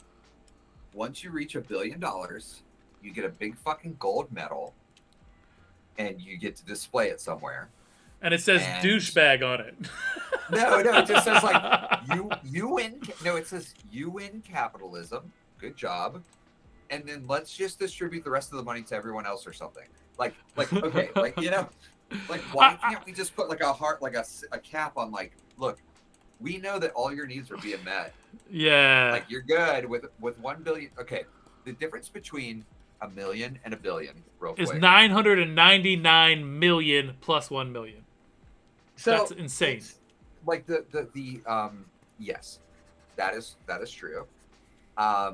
Yes, it's like the difference between, I think, a million seconds is like a few days, and like a billion seconds is like a few like months or years or something. It's like, the scale is like comparing days to like years, essentially, is because 3 years, right? Because it's 999 to 1, right, on millions, and then you extrapolate that. So yeah, a million seconds is a few days, and I didn't do the math exactly, but you get the scale of time. It's all right. 1 billion years. Here we are. No. A billion seconds is how many years? Okay. 24 hours. Okay, I'll do let's a million. see. 1 billion seconds is days. And a billion seconds is 31 years. There you go, buddy. That was the stat I was looking for. So a million seconds is 11 days, and a billion seconds is 31 years. It really puts into grasp the egregiousness, and also vividly reminds me of that Justin Timberlake movie, where like they'd solved aging. I love JT. JT. So go on. Yeah, JT's fantastic. He had great hair when we were kids. I remember when I had the frosted gelled hair with the curls. Guy's fucking crazy talented. He's insanely crazy talented. Carl. Do you remember when I was in the Hispanic dance club? And no, Zach, I missed. I missed that entirely. You were in the Hispanic. Go fuck yourself. No, you weren't. Yes, I was. I love it. Paul Kincaid and I were in the Hispanic dance club in high school. Oh yeah. Wow! Yeah. I got a story about Paul Kincaid. Merengue and salsa. Yeah. I got a Paul Kincaid story in a second. Whenever but just remind me. So, anyways. Okay. So how'd that go? Tell me. Like you brought it up. What's the like? Let's talk about it. Yeah, I mean, what, the Hispanic dance club? Yeah. It sounded like it was a legit thing. It was super legit. I think Paul maybe actually started it. And, okay. Yeah, it was cool. We like met like the forum, like the area outside of the theater, like every third Wednesday, and we learned different styles of Latin X dance. Okay. It was called Hispanic Dance Club at the time, and that's not even the term we use anymore. It's funny. What is the term we use now? Latin X or something? Latinx. Yeah. I don't know about the term. But I'm not the guy, and I'm not Latin, so I don't really have an opinion. I'm not either. Yeah. I spent some time in places, but I don't know. Yeah, I don't know shit either, man. man. Look, dude. Here's the meta comment, okay? I'm on it. I'm ready for it. You ready for it? Mm-hmm. Everything's fucking made up. Okay, at the end of the day, everything's made up. A company, a brand, whatever, that's all just made up. Yeah. Right. And the sooner that you can understand and realize that everything's fucking made up, hopefully the more fun and looser and like liberated you could feel about how you live your life, and the more risk you can take, and the more this, that, and the other. It's Yeah. not some like hard to find thing just because people told you that your whole life. Everything's made up in kind of a joke. Yeah, it's well, right. That's culture, right? Like, it's just the shit we make Yeah. up with our Yeah. friends and family members, and then Totally. the shit sticks or it doesn't, right? It's pop culture. It's actual, like, more traditional culture and all the things in between. Yes, sir. Absolutely, yeah. So, How long do we do this for? Do we staying up? Can I stay up all night and just like shoot the shit with you? Or like what? dude, I I have a hard. I need to like go to bed at midnight, so Yeah. I will work on this probably to 11:30. Some of my guests will. Honestly, dude, I'm getting like super tired. I mean, to be honest with you, I'm like, I've had an intense few days at work in a good Okay. way. Yeah, And yeah, I'm yeah. getting like I'm just like feeling like fading a little bit, and so You're I just want to faded. be cognizant of like I'm just like losing the spirit, and I don't Okay. want to ramble. You know. Oh, you're Zach. You're great, man. Don't stress at all. I am getting goofy as fuck with this art. I think I'm gonna lose the pink muzzle though. I think that's a little much on the left there. Yeah, most of the guests dip out after an hour, so you're already almost at 2, so no stress. So Tight. yeah, whenever you want to dip, feel free. I just switched the stream over to solo, and no worries at all. Cool. I Thanks didn't. for having me, dude. Yeah, That was awesome. absolutely, dude. Super fun, Last Zach. question Thanks or for the. something like that. Last question. There's a couple more I didn't ask, but like, you know, I think this one's really important for me. So we'll ask you this one, and then we'll let you go. What is your most personally moving creative experience that you have ever had? A moment in your life where you were just inspired in all that, like, maybe inspired some creativity, but just like was very personally moving. Oh, Left a heady one for when you're drained and tired. Sorry about that. no, it's okay. I think it's as simple as like creating another human. It's got to be, yeah. I almost. And I'm not trying to be like, oh, having kids, whatever. It's like it's for some people, it's not for some people, and I don't judge. But for me personally, yeah. Bro, if you've ever had a kid in a relationship and you're in love with the person you've had a kid with, there is no, like, it's a total, like, your whole life perspective changes like so quickly. It's really impossible to not feel that way. I don't know. I don't know how anyone does that. Like, it doesn't. It's insane. So I totally agree with you there. So cool. Glad that was not too much of a hard. That was actually a pretty easy one. Good. Well, a little layup at the end then. So instead of the half court shot at the buzzer. Thank you for having me on, dude. I love talking to you, man, and it's just been a lot of fun. Yeah, what a blessing. We do this all the time. We do this all the time, so why not do it in front of like a few, some other people and let them tap into hopefully, like if anyone like vibes on one thing we've talked about tonight, cool. If not, that's cool too. Yeah, we're just here to help inspire people, and that's what again do my mission in life, bro. I want to inspire as many people as possible to be creative, and leave the world a more inspired and beautiful place. And you just contributed to that tonight, friend. So I appreciate that. And maybe we'll mint this as an NFT on Zora if you're down for that. So I am like, dude, let's do it. Can we get the whole video, recording, and like let's. Yeah, I've got a time lapse screen over here. I'm gonna work on this for another hour or so. So by the time you see it, it'll be super cool. Hopefully, I have something for your inbox in the morning. Otherwise, I'll work on it some tomorrow. You know what, dude? Yeah, no rush, baby. Hey, Carl, we're on the No Stress Express. The No Stress Express. I love that. We're on the No Stress Express. Like, yeah, brother. Choo-choo. We're coming to the station. No Stress Express. I love it, dude. I love it. Thanks for having me on, dude. Yeah, Zach. Awesome. Thanks for being here, bro. Take it easy, my man. Love you, guys. Peace. Love you too, man. Peace. All right, friends. Let's see. I got my camera all janky. Let me switch up my thing here. Give me 2 seconds.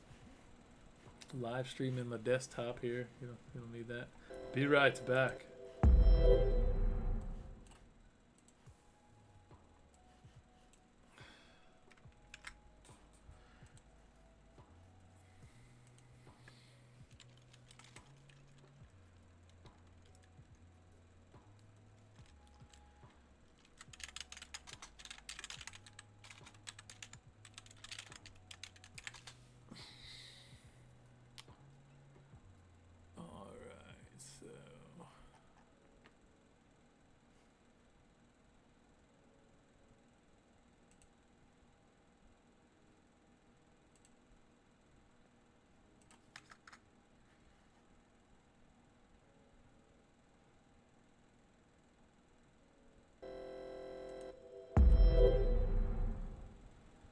The question is, can I get my video back? I always have like some interesting adventure doing this.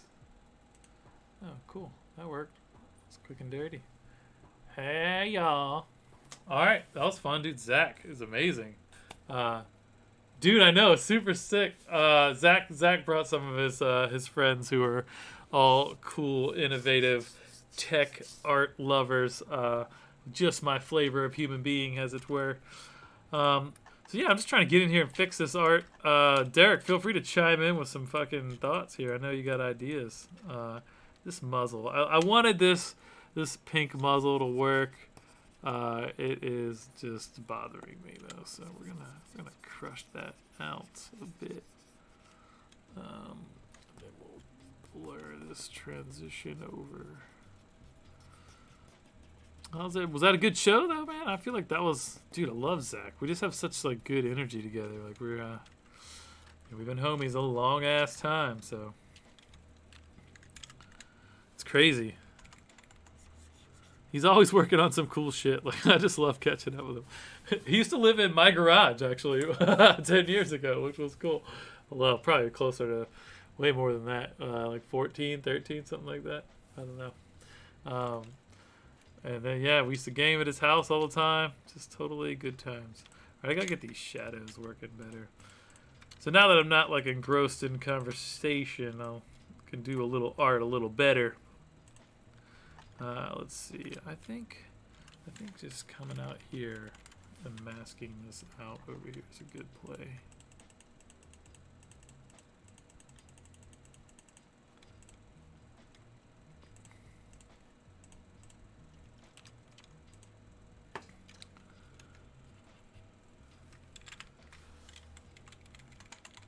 I shouldn't have removed the...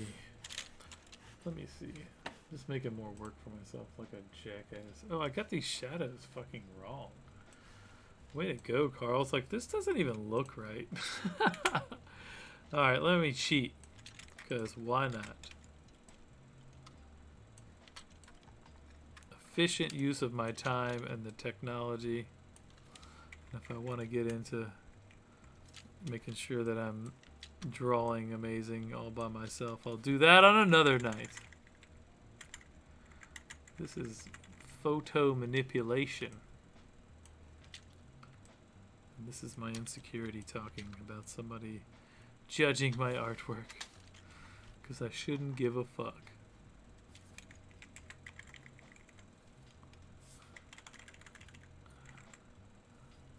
Of course, no one ever says any negative shit to me.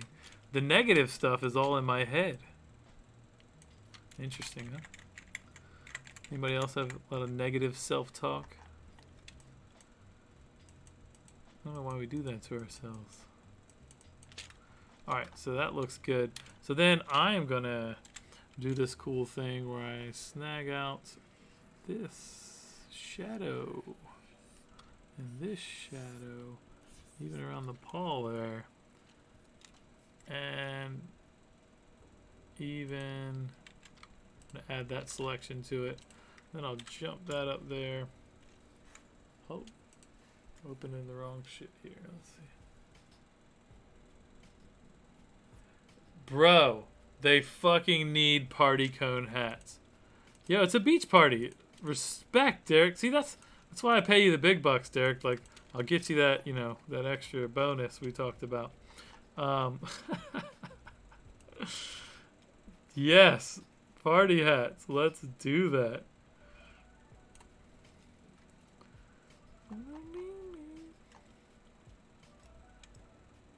Can you guys hear the music, or is it too low? I bet there's been no music the whole show.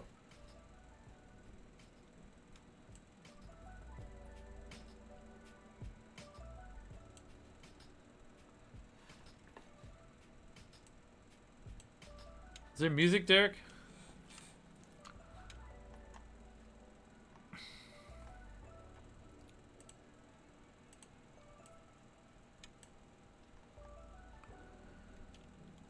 Alright, so then I want to go here, and I'm thinking we're just going to delete that out.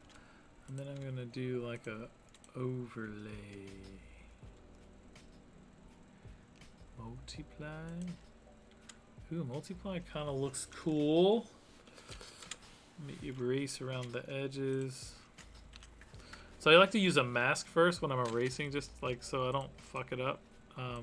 And then I usually just apply the mask because I hate ending up with like a bajillion layers, and I always end up with a bajillion layers anyways. So might as well kind of do the best of both worlds, where I just get it to where it looks good and then I commit to it, which I'm good with. So people talk about non-destructive workflows. I don't really care.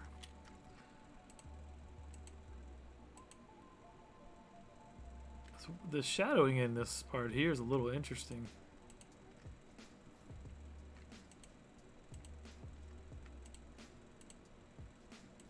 Interesting, yeah. All right, all right.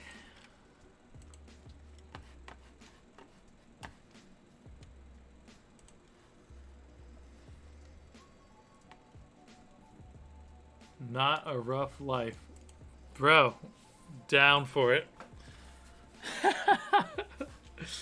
Derek, if we start making money with this, I'm just gonna, it's gonna be, you're gonna get part of the funds from the live stream, right? Like, just like, you just sit at your house, get real stoned, fire off like good ideas, and help me like just keep facilitating high levels of creative output. And then I think we're just in good shape then, you know?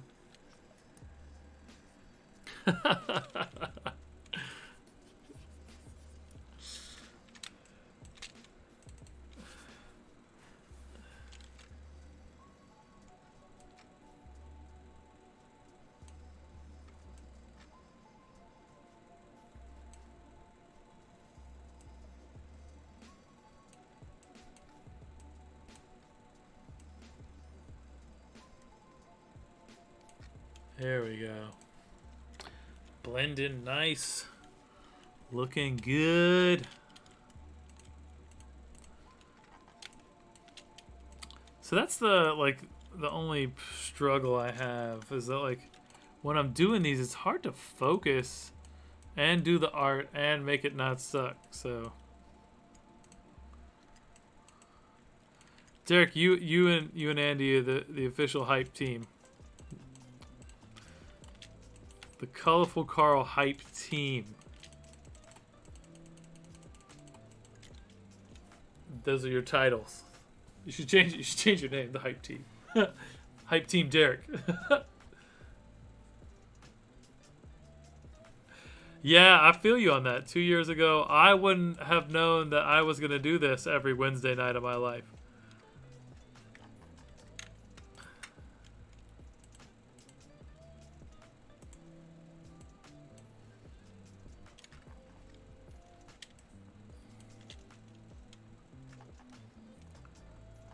So where's my shadows?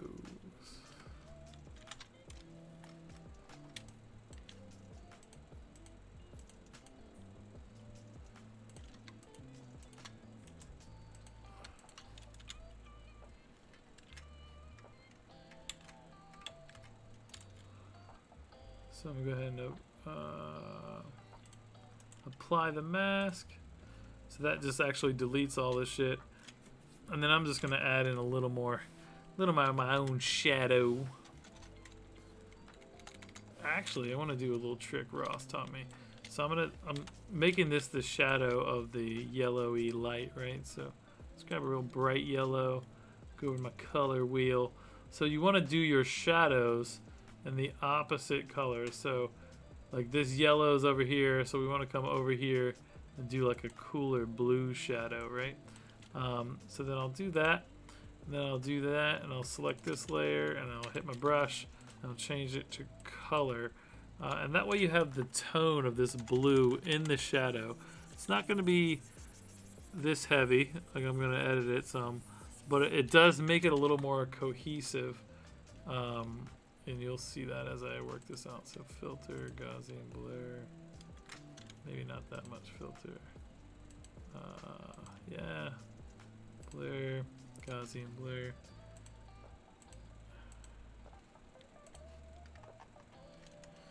Alright, and then I'm gonna wanna like smudge some of this shit over here. Just wanna fill in these little gaps from where I was cutting layers apart and stuff. That gets a little janky sometimes. That's a high level technical term. Janky. So then I'll come on this little paw and smudge it out a little there.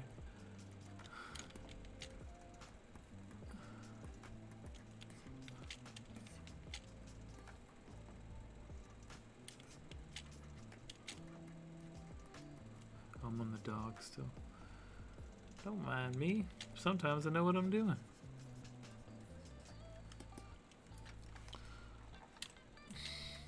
It's been a fun realization over the past few years. Like, I actually really know what I'm doing with shit. Adulting is fun.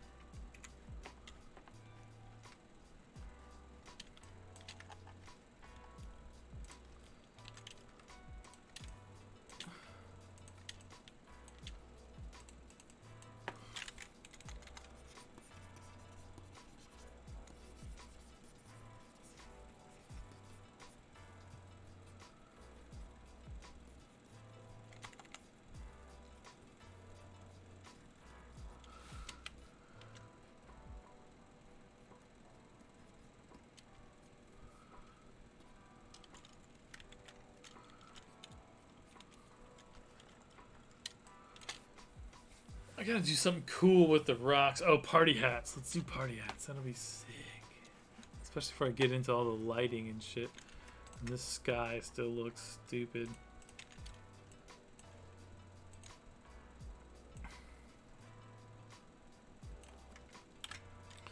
Take another piece from the old Rasta man Teddy Bear. Rasta man! That was my dad's nickname. Crazy white guy. Crazy Greek guy. I mentioned earlier, I don't actually claim whiteness ever.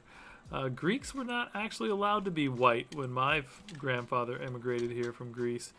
They were considered other than white because they didn't want them immigrating here because they were taking the jobs just like every time any group of people has ever immigrated here. They've been outcast and ostracized by the us and them culture. So anyways, part of that is just honoring the legacy of the bullshit that my ancestors had to go through in order to get through into society and whatever. And I just think the whole racial system sucks. So I don't claim white, which is just funny because that was my little handle when I was a kid. White guy. So stupid. Been a nostalgic show tonight, friends.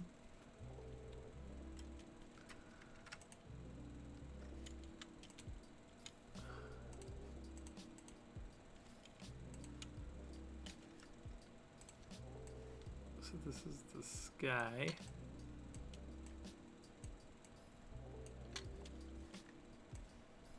Well, I haven't been checking the multi-stream chat. Rasta, that's Teddy. Rasta. Did you ever hear him be called that? I don't know if you did, Derek. Maybe you did. Why not? Who knows?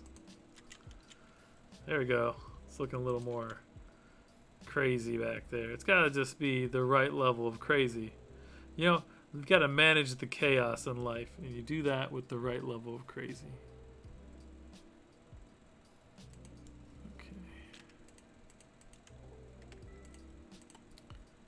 I had these stars, but I'm on the fence about them right now. So it was a NASA space satellite shot of some stars. I do need to do like a interstellar galactic shit again soon. Those are fun.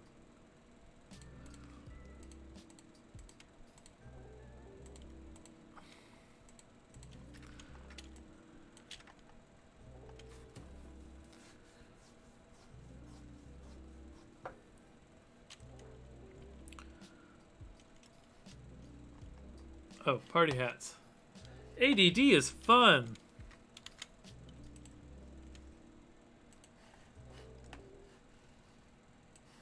All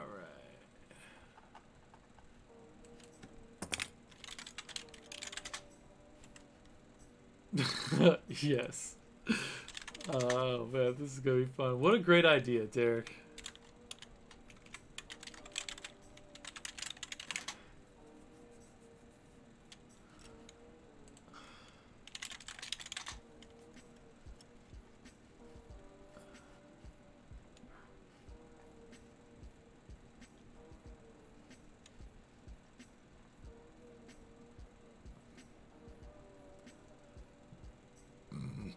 Excuse me.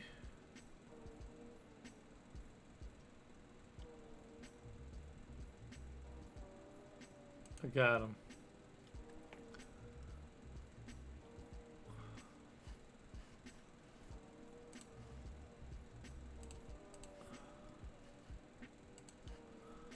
It's time to party with the party hats. Let's go. These are awesome. What a great idea. Derek, you the man.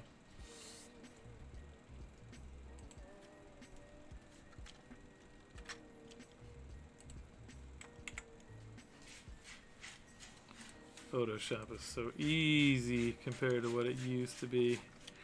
Back in my day. Hey, baby. Thanks for handling the dogs.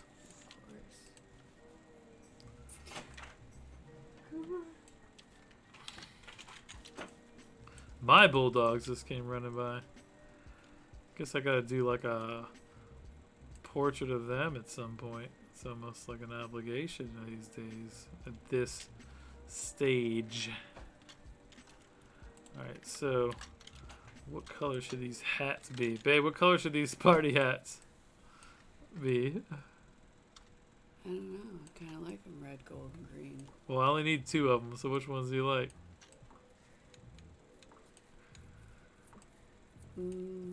I think a blue one on the right. So make Okay. the green one more blue. Yeah? And then put the gold one on the left. Alright.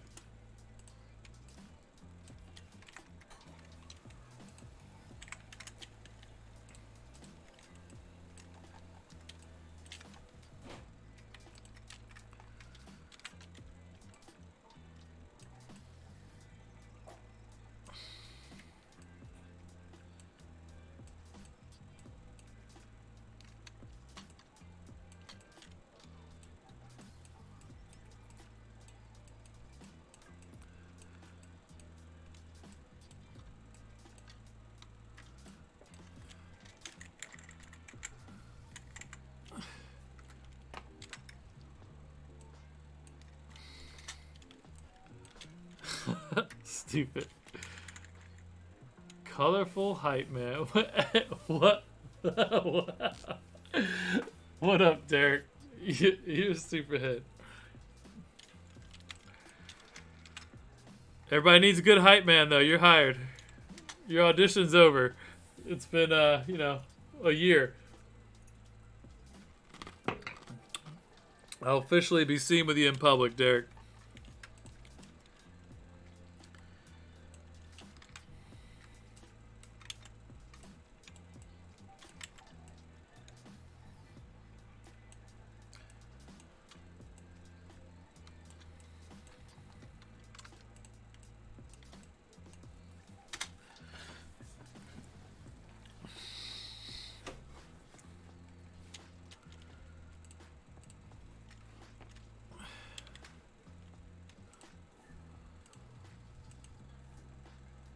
These might be too festive for a party.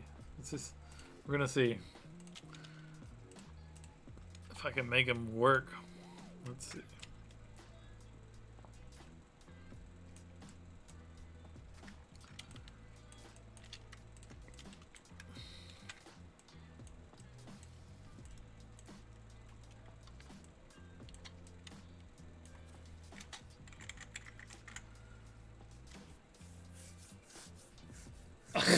Nuh-uh.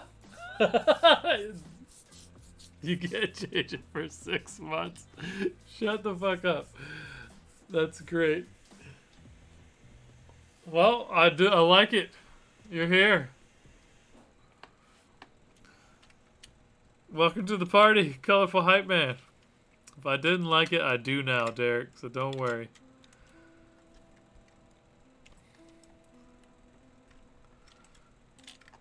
I gotcha.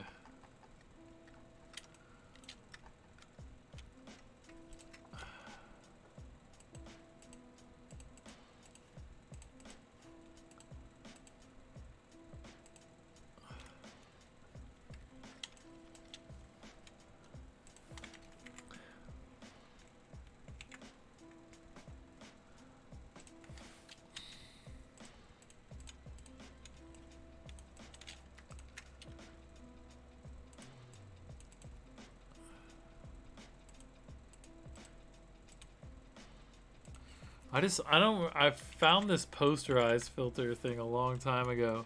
I just like how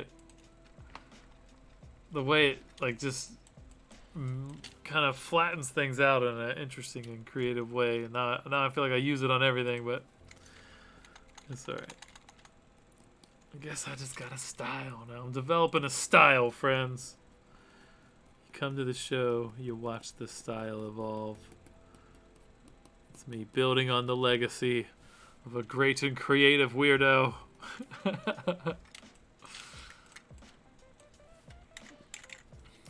miss him.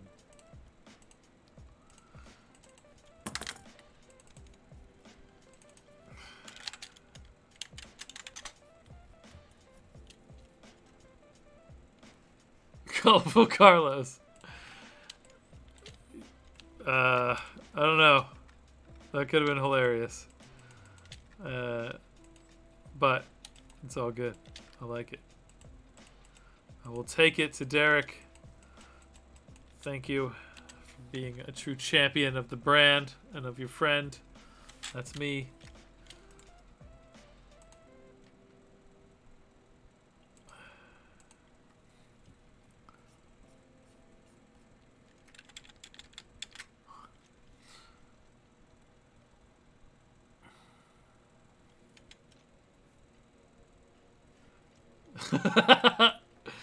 Colorful Nightbot.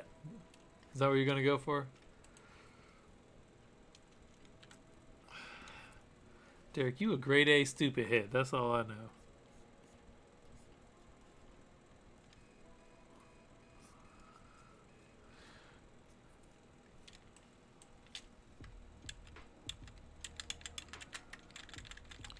This is like going on uber thick.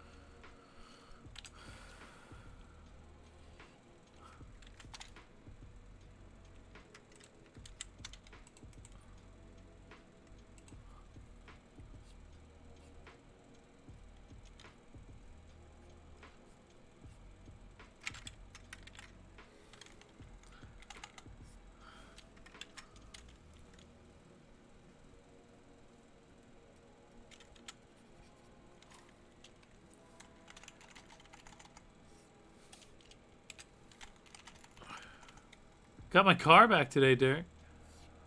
So exciting. Half the shit, there's still a bunch of shit fucked up with it, which is unfortunate, but it is in my driveway, and I don't need to Uber to places now, which is nice.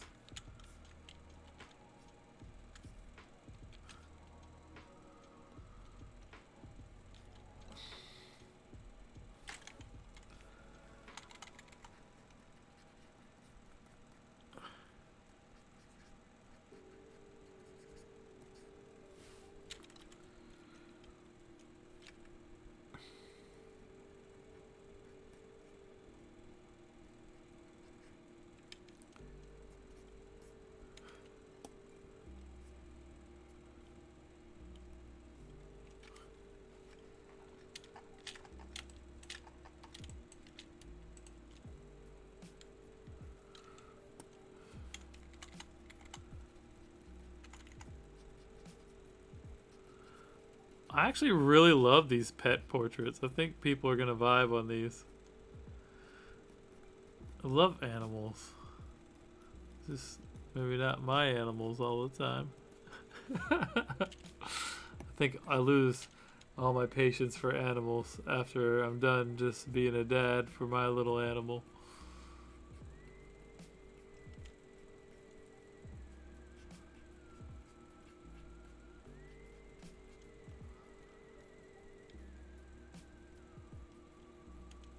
You're obsessed with your wife? That's good. She's a keeper, Derek. You should be real excited about her. You damn picked the wrong one before, you know? Like, you should be excited that you learned your lesson. Got you a good one. She's a keeper. I don't mean to be putting you out there like that. My bad.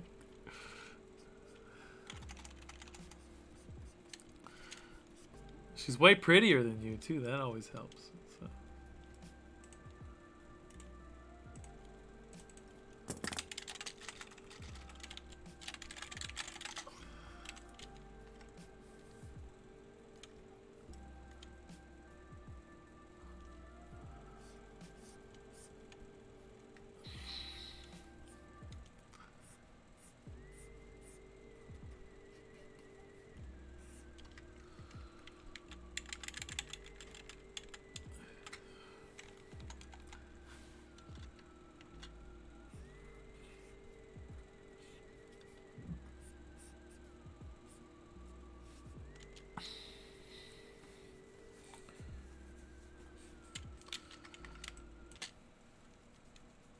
I feel like the hats aren't really... I like them a lot. They don't look like they're supposed to be here yet.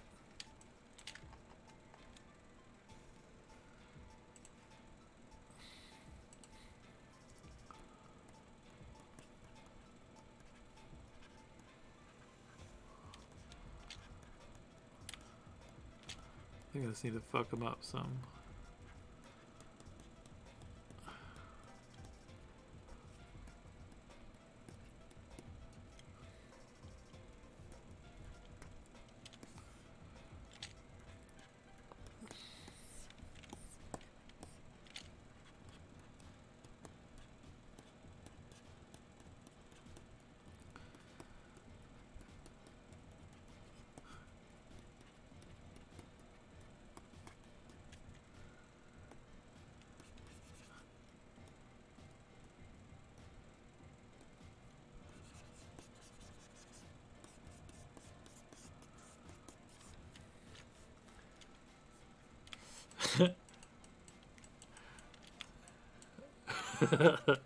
I agree, Derek. I agree.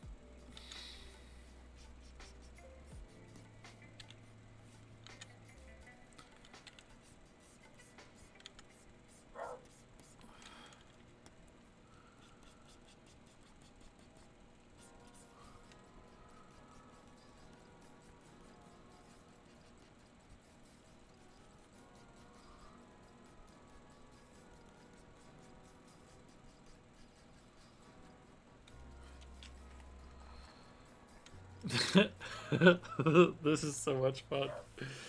Uh,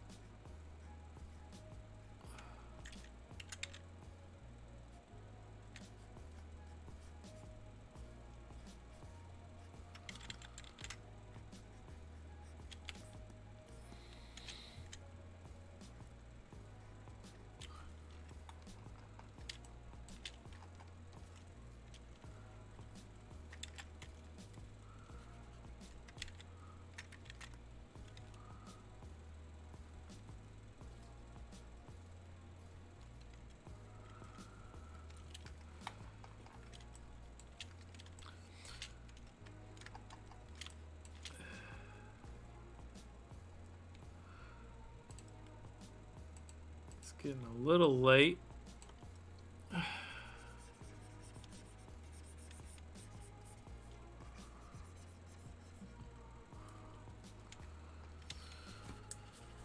Oh, man.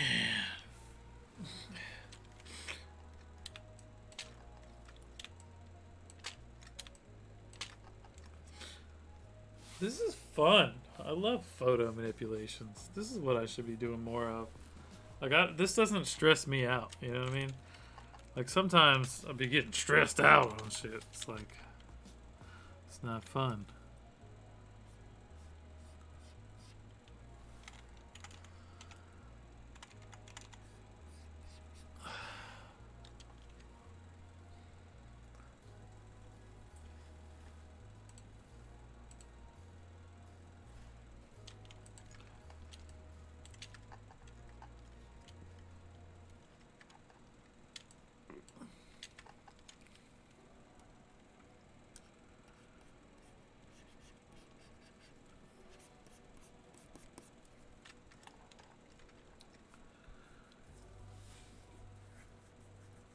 I think I want to put another light in, like just a crazy.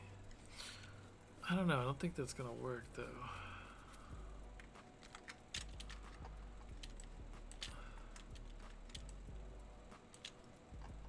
What we got going on? That's a little logo.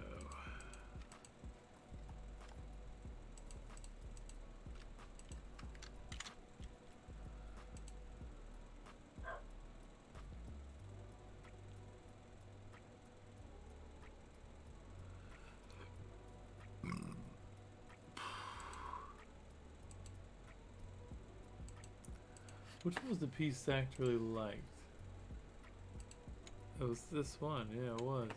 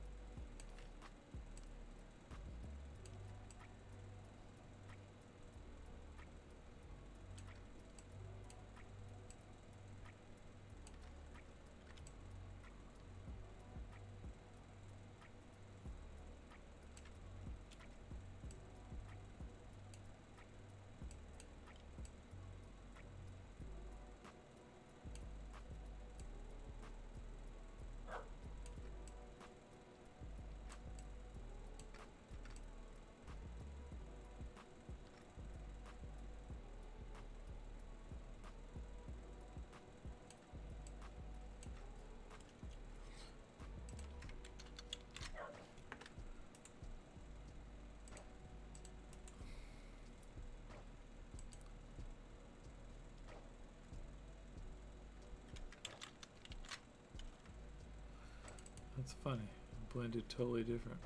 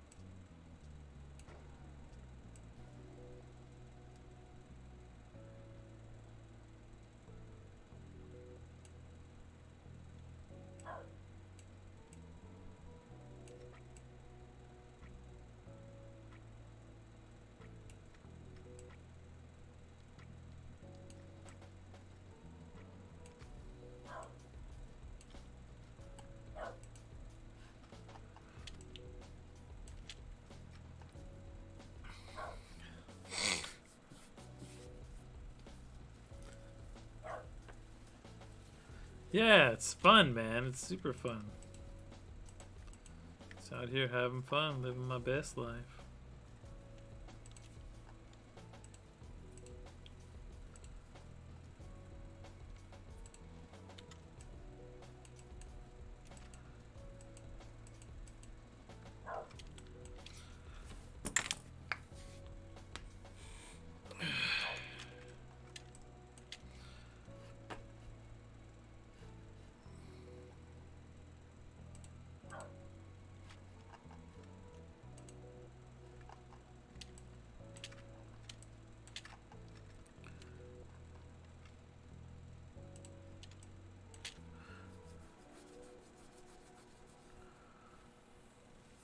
I kind of need to do like a tilt shift.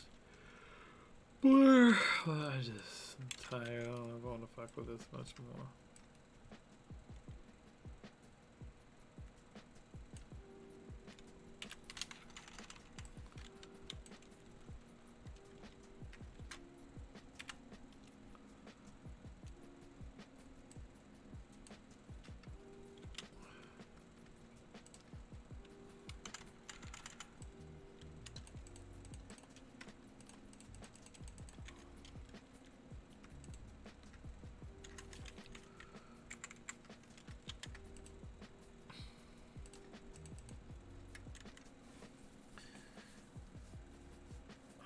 That shadow on the back of the dog there.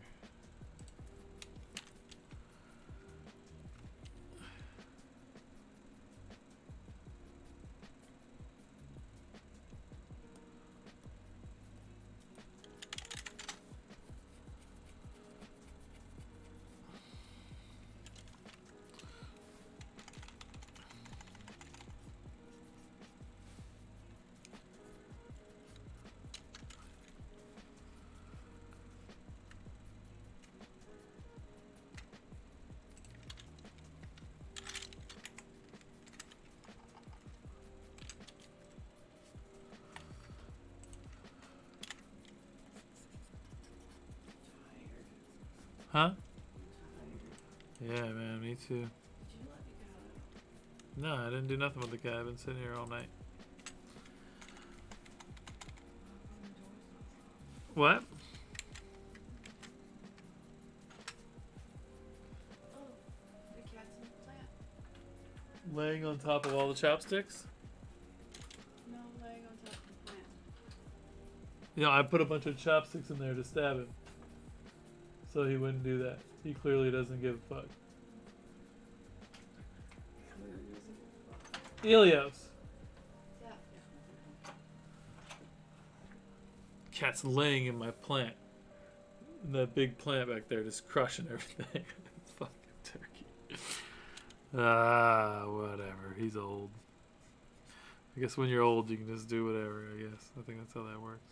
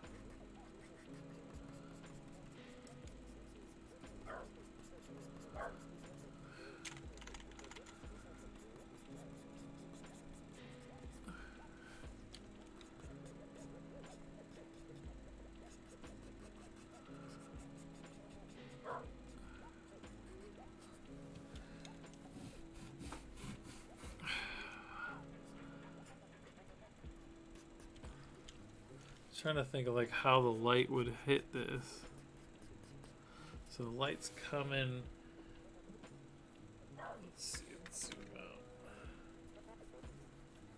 This way, so it wouldn't really. It wouldn't get any. Maybe on like the outer part of the ear. We'd get a little out here. Yeah, it feels about right.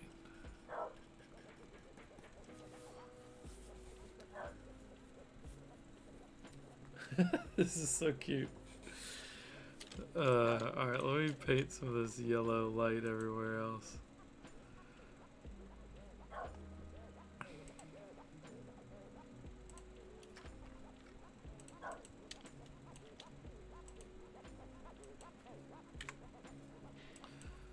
I don't even like that layer. We'll just trash it. Little mountains, little shadow. Dog shadows. Dogs. Alright, so we're gonna do yellow BK white.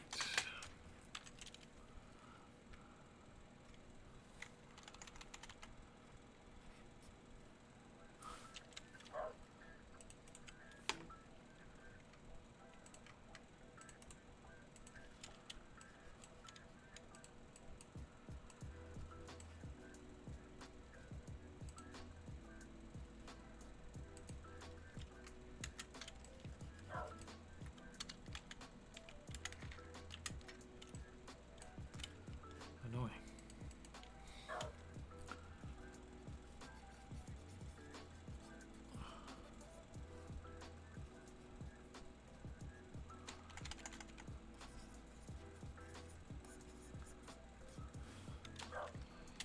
It's too much yellow, but we'll make this work.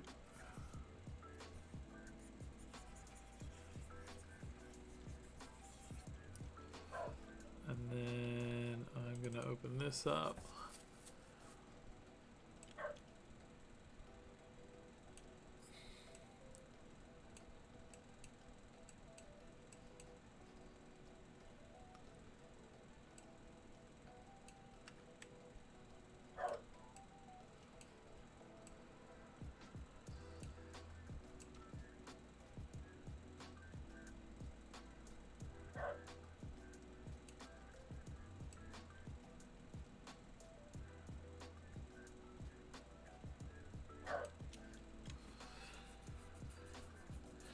Cool.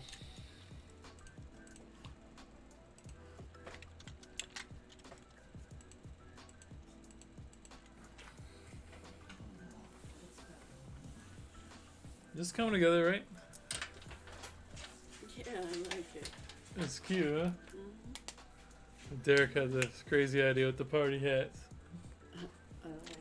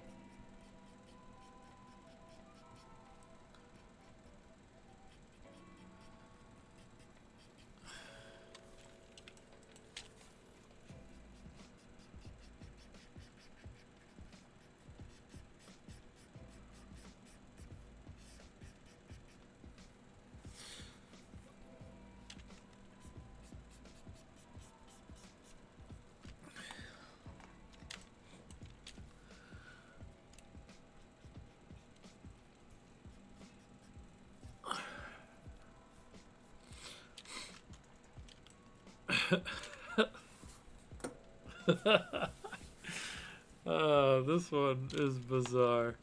Alright, I need to do something to tie it all in here. I think we're close. I want to go to bed, but I don't want to work on this tomorrow.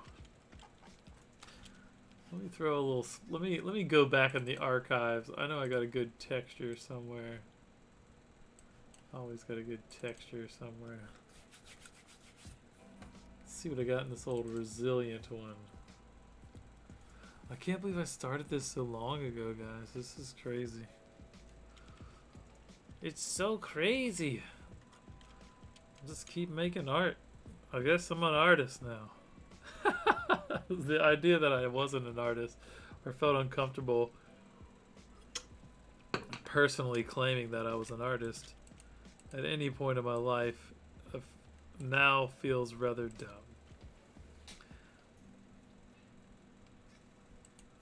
Maybe it always should have. I don't know if this works on this one. It's fun.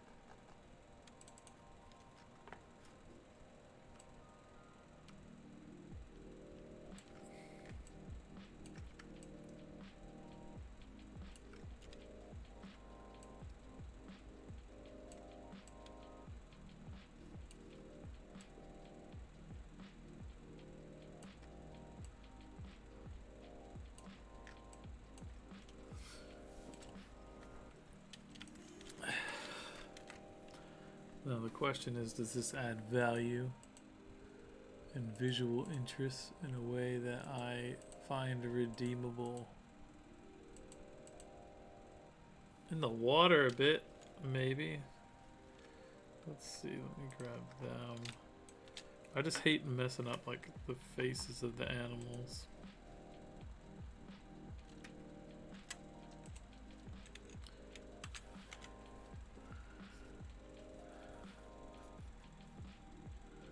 In particular, but other than that, I don't really care. Let's clean that up a little.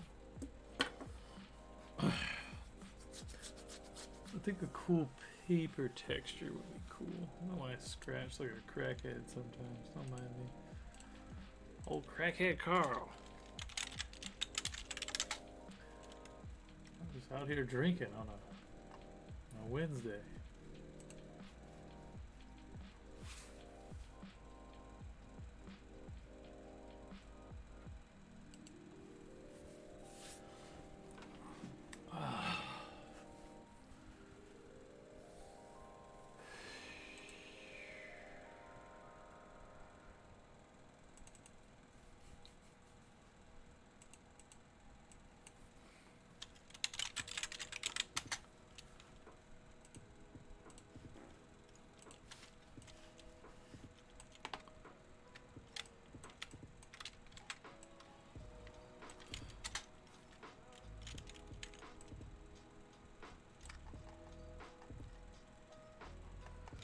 Yeah, I can make that look cool. Weird size, though.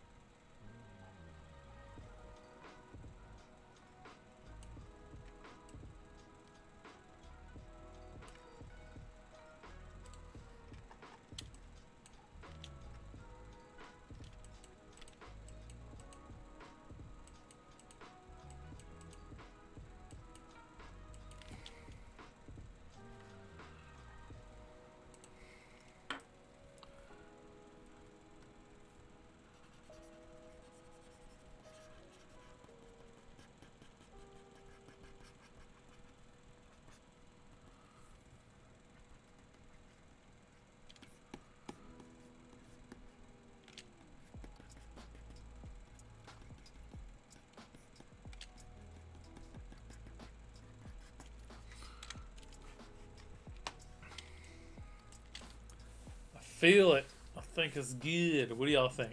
Is anybody alive out there? I feel like I can be okay with this.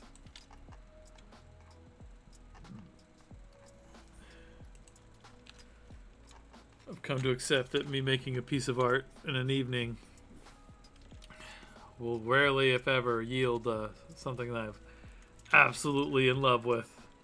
But I mean, there has been a few nights where I just giggled the whole night because it was stupid how much I liked everything.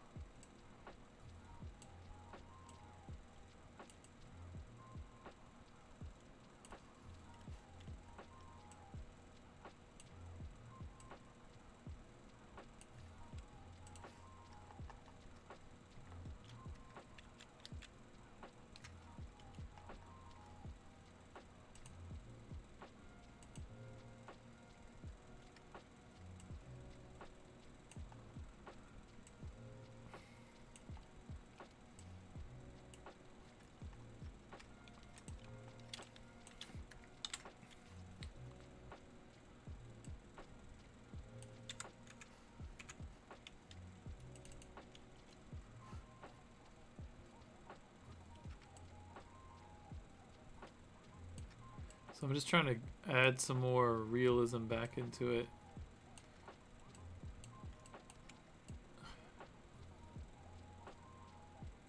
But not too much.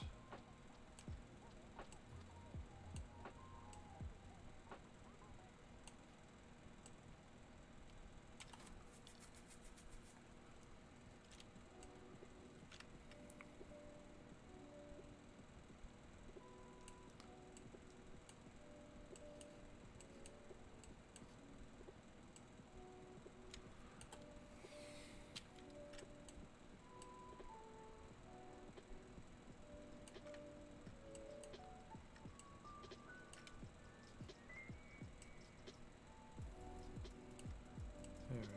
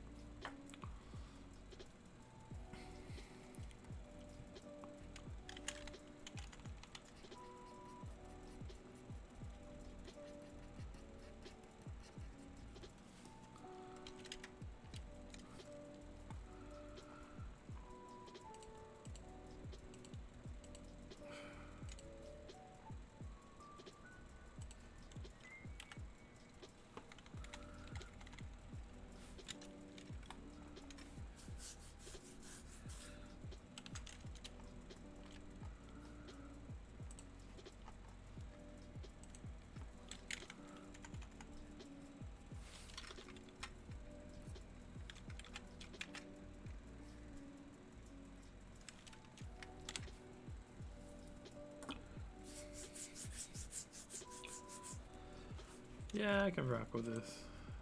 So I want to do maybe something cool in the foreground. What if I did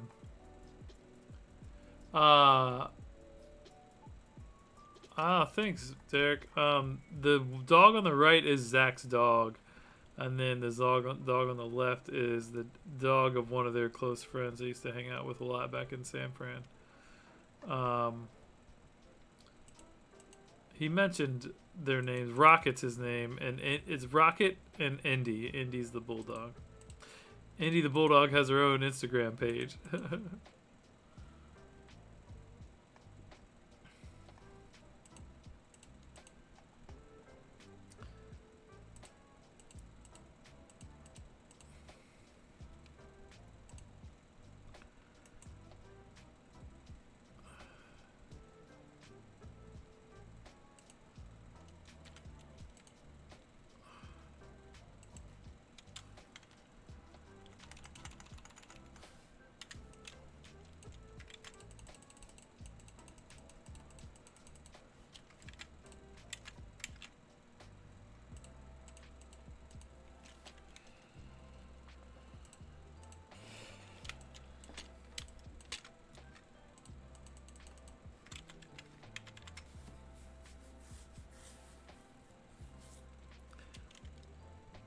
Oh, I didn't mean to do black. I meant to do white. I guess it's functionally the same.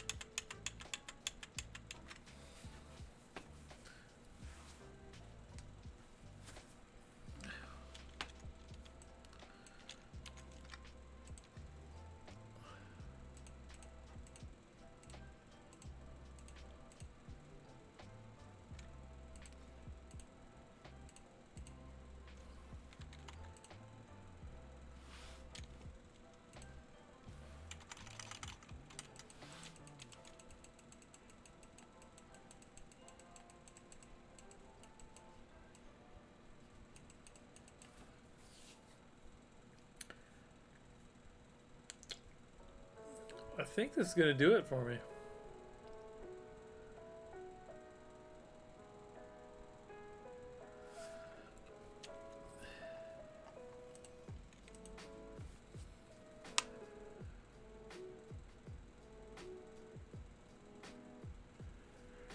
Too bad you couldn't put the Golden State ring connecting the two landmasses in the distant background.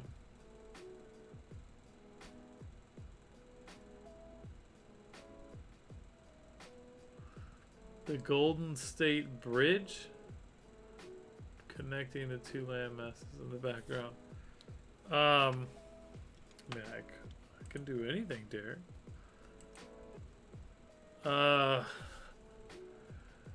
But I'm not going to.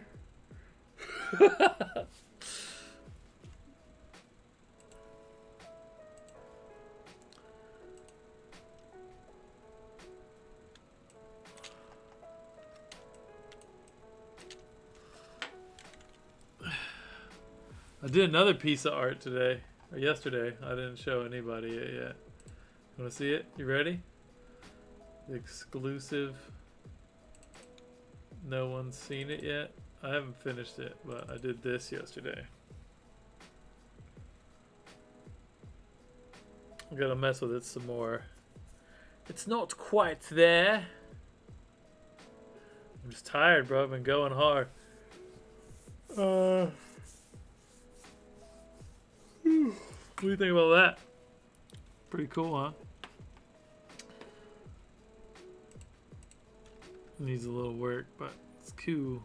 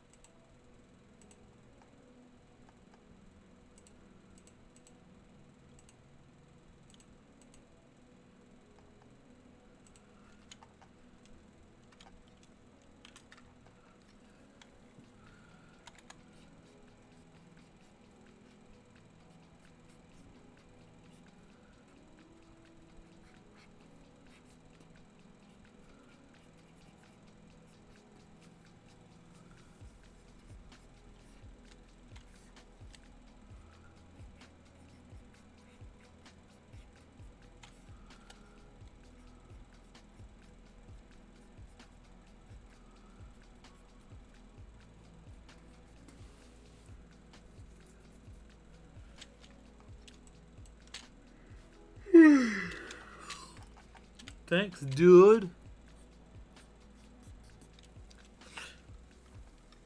Alright, I'm signing this one. I don't think it needs anything like a vignette or anything. I think it's good. I think it'll work. Just like this.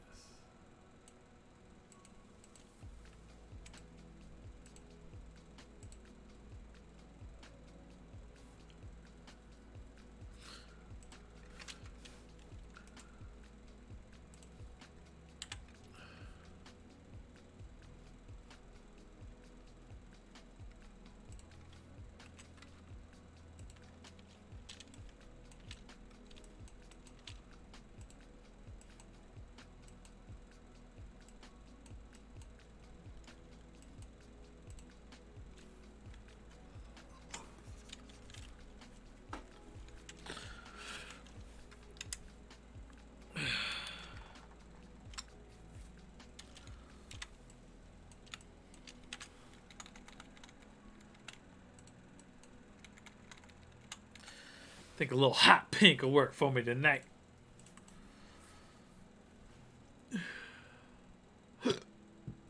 Especially since we went like stupid gender roles on the dog colors. We're gonna do hot pink for Carl's signature.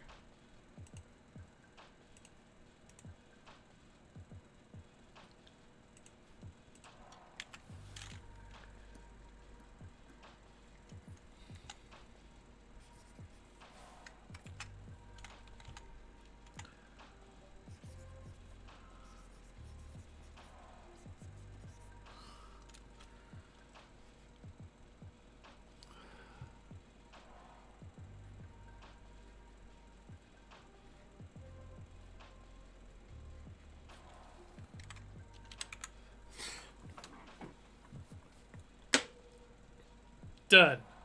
All right, cool. I hope you guys really loved the conversation and the artwork tonight and just doing the thing. It's always fun. I never know what the fuck I'm going to end up, what they do tonight, which is always just a fun little game.